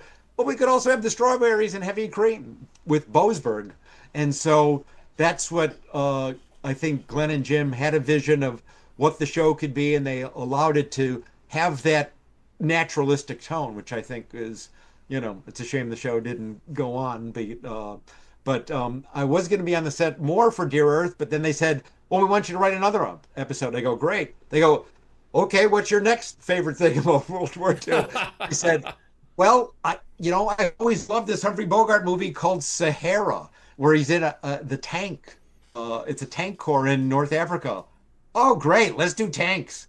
Let's make a fucking tank." And so that's what I did. So that became Pearly. And in around that time, I remember my wife and I went to Century City movie theater, the AMC, and I see Spielberg there, and he's on a double date with Kate Capshaw and David Geffen and his date. And I go, "I don't really care about actors, but I'd go up to Spielberg." So I go up to Spielberg and I introduced myself, and "Oh my God, I snuck onto the studio lot just like you did." And it was he goes, "Isn't it amazing?" And he goes, "So have you done anything I might have seen? You wanted to be a writer?" And I go, "Well, I wrote this movie called Rock and Roll High School." And he said, "Oh my God, Alan Arkush, I love that movie. So, oh wow, that's great. So what are you doing now?" And I go, "Well, I'm writing on a show called Space Above Beyond." He goes, "You're writing on Space Above Beyond?" And I go, "Yes." And he goes, "My special effects team wanted to do the special effects on that show, but we lost the bid. Could you tell them we'd still like to do it?" Oh, wow. And I go, "Wait a second." In my head, Spielberg's asking me to help him get a gig? That doesn't. So the next day I go back to Glenn and Jim, and I tell them the story. They go, "That's true. There's no way you would know that. We're going to call the special effects guy and have him come in." And of course, they did an amazing job. They were a group called Area 51, headed up by Glenn Campbell. And Glenn Campbell walks in, and it's a guy I was a tour guide with. He, a 6'4" black guy, one of the nicest guys in the world. But when I was a tour guide, he didn't feel comfortable having the name Glenn Campbell, which is the whitest performer Yeah. at the time. So his name was Eldon. So he called in. So Glenn comes in. Now he's going by Glenn. He goes, "Rich, Glenn," and it was a small world. And so he was, and he just an amazing guy, very talented. Sadly, just passed away in the last few years. But just Area 51 was an amazing a group of guys who did special effects. And once again, that's what Glenn and Jim did. They, they say the fish stinks from the head down. Well, it also smells good from the head down. My parents were visiting, and I took them on to the sets and the offices of Space Above Beyond, and Oh, wow. and I'd been on Homefront and things like this, and other shows. And my mom said, boy, everyone is so nice. It's so unlike everywhere else you've taken us that you worked.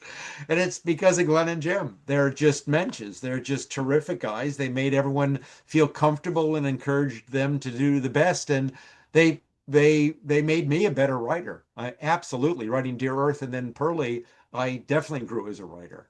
And then Pearly was just, directed by Charlie Martin Smith. My God, Toad from Merritt Graffiti. And it's like just the nicest guy in the world. It's like you hear that on TV shows and everything, they have signs that said no assholes allowed, but not that there was a sign like that, but just Charlie, everyone was just nice. They were just, that's the team that Glenn and Jim organized. And Charlie was terrific working on that show. And it was just a ton of fun. And I named the British Colonel Alexander. I named him after Alexander McKendrick, the director of The Man in the White Suit, who did all the Alien Studio comedies, along with Sweet Smell Like Success. That's it, right? Sweet Smell with Tony Curtis and Burt Lancaster. That's what it's called, right? Wow. Right. So they let me use those names, Wow. and so, but it was just this. And I remember around that time, so it was what, 95, 96, the internet was starting to come alive. And so Glenn said, you should come in and look at the chat rooms of what they're talking about space. And that was pretty fun. And, like they showed me the chat rooms of the X-Files. They go, Clyde Bruckman was a very famous horror writer. Now they didn't know that he was a Buster Keaton comedy writer, which is pretty funny. But just working with Glenn and Jim and Darren and all those guys, it was just kind of this amazing time. And I'm sorry that it didn't get picked up for a second season. It was but we've been to conventions. We went to a convention and people, kept saying, when's it going to come back? Is it going to be a movie? Is it going to? And poor Glenn said, no, I saw them.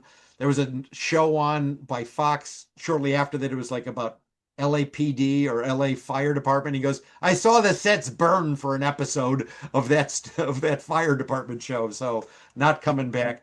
But we had I think I showed you a photo from a Space Above and Beyond reunion that it was organized. And it was the whole cast. And it was just terrific. It was great to see everybody.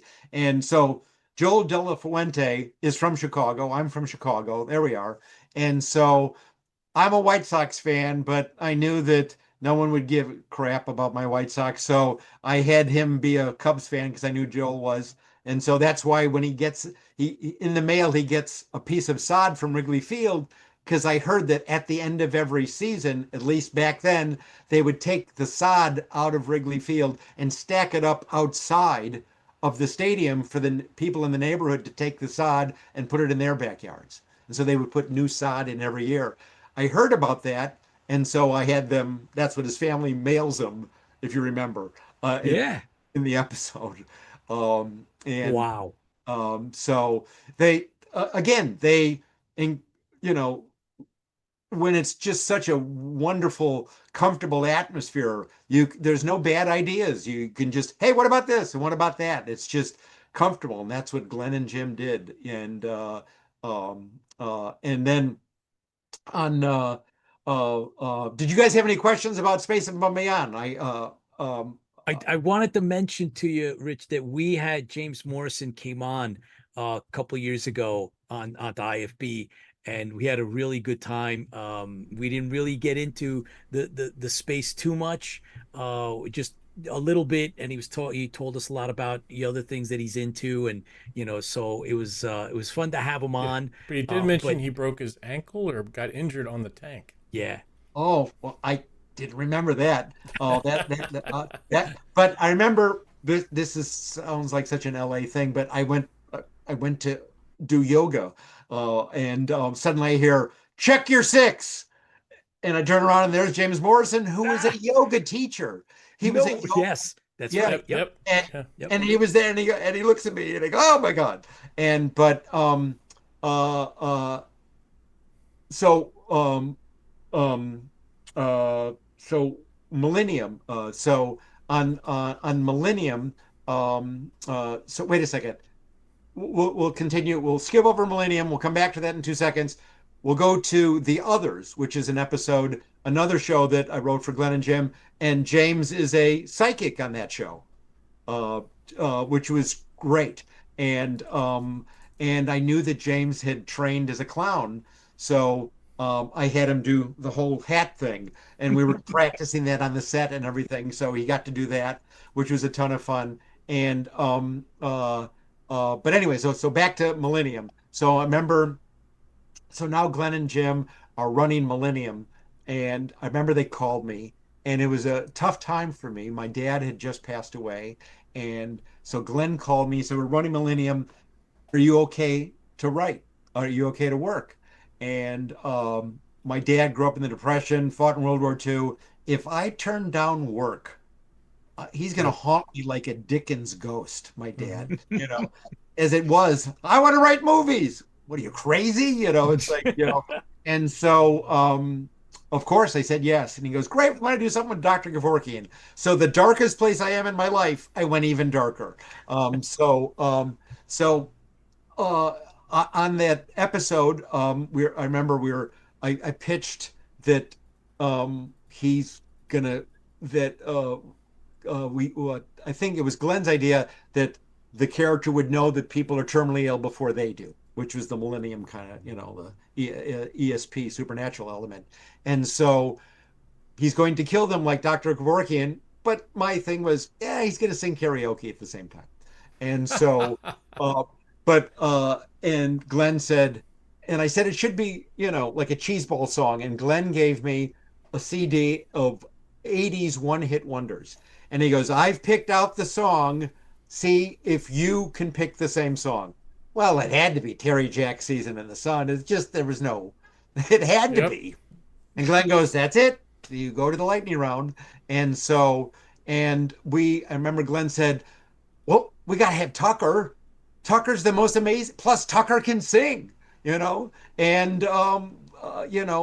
we never get to see many black serial killers. Let's have Tucker, and he's going to sing karaoke. Yes, and Tucker just knocked it out of the park.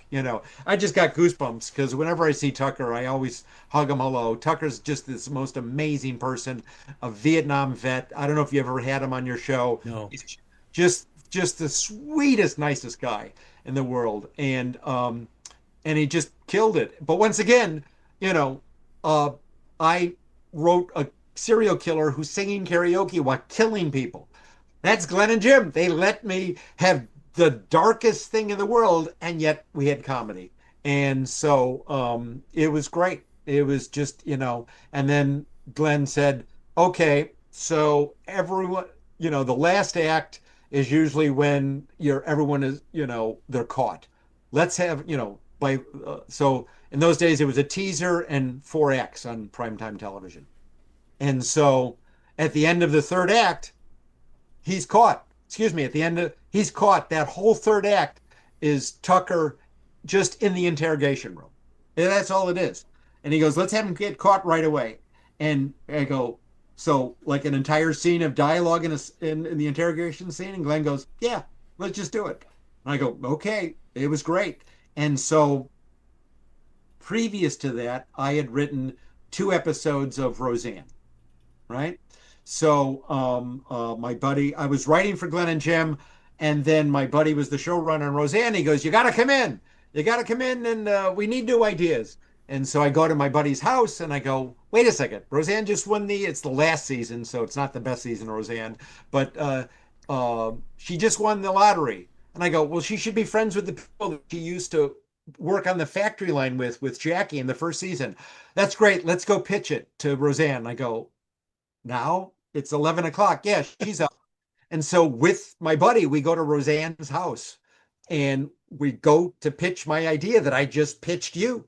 And, I had a little bit more. So we go to her house, and it's the house where the guy who created Alvin and the Chipmunks lived. And it was on Burlingame, so it was like just down the block from OJ's house.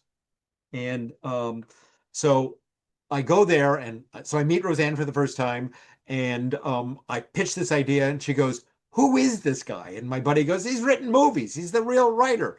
And she goes, great, let's do this. I love this idea. So she brings out a box. It looks like a hand-carved wooden box, and she opens it, plays Beethoven's Ode to Joy, and it's her pot box. So they're going to get high because they've known each other since day. And I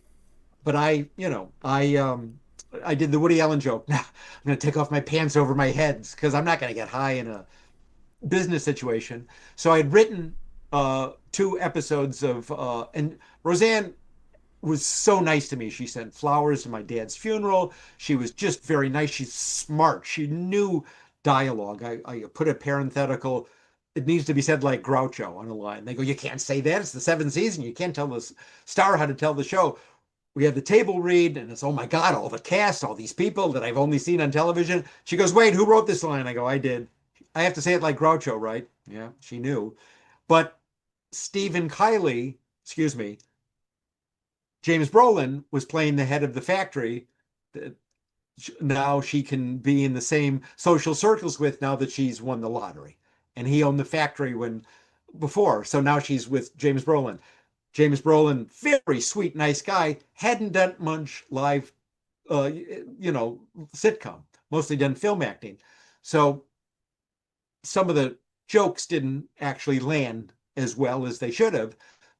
So I made the name of the serial killer in my Millennium, Stephen Kiley, his character's name in Marcus Welby. That's where that name comes from. Nice. Oh, wow. So that's where that comes from.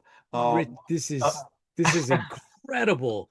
Just the idea of, I mean, you're talking through these episodes, and I'm like, my mind's going back to what I remember of, and it's like, wow, this is how these things are constructed. Just incredible. We are running out of time, Rich, but I'll come back. I'll come back. Yes, Heck yeah. we definitely want you to come back. Are you kidding me? There's a lot. We didn't even touch. I want to get back into film school. I'm finishing up. Actually finished up a program and starting another program at Tisch. And as an older person, I've met a lot of young people. I want to talk about your experiences and how that plays out now, maybe. And then, you work for Roger Corman. I had taken one of his classes. I want to talk about that with you, and then discuss, get into the rest of everything you've been doing. We want to know if you're going to go to a con, if you're writing your memoirs, what else is going on with you. And man, this is great. I teach screenwriting at USC 1 day a week, but I'm still a working writer until I look in the mirror. I'm 26. I still love writing. And you can go on IMDb and see that I remember during lockdown, I saw this great quote by Barack Obama that said, marry your passion with logic. Well, my passion is still writing. It's just how I'm wired. And logic is, boy, they make a shit ton of Christmas movies. And so I had this idea from years ago, and I wrote it. And I have Brian Cox attached to play Santa Claus. And so on my script, and got to meet Brian Cox, hang out with him for drinks, loves old movies. All he wanted to talk about was old movies. Just the sweetest, nicest guy. I didn't ask him to tell me to fuck off, which is everyone does because of Succession. He tells everyone to fuck off. Just the nicest, sweetest guy, and loves movies. Oh, and the first Hannibal Lecter. We have to you got to come back. I want to talk film noir with you. Let's talk all about some of the, old sci-fi stuff. Let's get into it. You got to come back. Please find some time for us. Rich, absolutely. This is such an honor and a pleasure to have you on. We've met a lot of writers. We've met a lot of people in the business, and they're not all the same. So we definitely want to spend one with you. Thank you so much. Tipsy, do you have any? I want to hear more about being the tour guide. I'm sure there's some great stories there. So yeah, well, it was a ton of fun. I'll tell you a quick one now. Wait, I want to make sure I'm in the frame. There we go. Okay. I can move you if you're not. I have that. There we go. Am I in focus? I want to make sure I'm in. You're good. You're good. But so when I was sneaking onto studio lots, I knew that some of those brick walls were foam rubber, right? And so I remember when you're a tour guide in the summer, those trams are backed up because like 20 and 30,000 people were going through there during the summer. It was backed up and you had to have a spiel ready. And so one time I said, I can't take it anymore. And I jumped off the tram, not supposed to do that. And I ran headfirst into one of those foam rubber brick walls. Not foam rubber anymore. Oh my God. Not, Oh, it was wood. It was wood, not foam rubber. It was wood. It wasn't real brick, but it was not pleasant. But that was a no-no. You weren't supposed to get off the tram, and I did. I did all the time because on Western Town, I wanted to stand in the doorways because all the actors are short and they had to make them look big, so they made the doorways like really short, so they would all duck under. oh, wow. But I'll gladly come back. Hopefully there'll be cake. This will be great. We'll have virtual cookies for sure. Absolutely. There we go. This was a ton of check your fun, computer, guys. look under cookies, you'll find them there. Okay. Rich, we wanna just thank you officially. We always toast to the fans and Creators. to the guests. I mean, and good Lord, the things that you've done. Yeah. Yeah. We're gonna thank you so much. We're gonna have a blast the next time. We'll do the same thing. Absolutely. So, Well, that's the cool thing because I am a fan. It's like I don't think we ever stop being fans just because we're getting the chance, lucky enough to do it. Wait a second, who's on your glass? Who is that? oh, that's Kirk. Oh, of course it's Kirk. Of course it is. Oh boy, look at that. Wait, does the toupee come off on the glass? I'm sorry. Sorry. As you drink it, it kind of Yes. There There you go. Very nice. It Very floats. nice. Look at that. Yes, I love the key. Is it the Gold Key comics? This is from that, not the animated. But here's to you, Rich. Thank you so much for taking the time out, and to the fans. Fans Fuel the Fleet, guys. Thank you for tuning in. Next week, I'm gonna have a stand-in. Rick, sci-fi award-winning author Rick Moreno will be on with us. So thank you for everything, guys. Look forward to talking to you and seeing you soon. So I will be in Vegas at the film festival. You guys will be here with Tipsy Toaster and Rick. Rich, thank you again. Thank you. Thank you, Chris. Thank you, Peter. And hi to John. That's who I was contacted with. Have fun, guys. Yep. Absolutely. Thank you. Yes, John won. You rock, man. Thanks, guys. Take care. See you next time. Amazing. Yep. Bye-bye. All right, y'all take care. See you next week. Wow. Love it. And maybe I can find the right button to hit. It's here somewhere.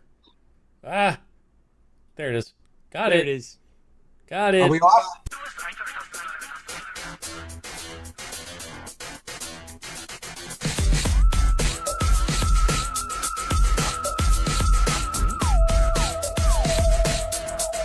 Take care. Bye-bye.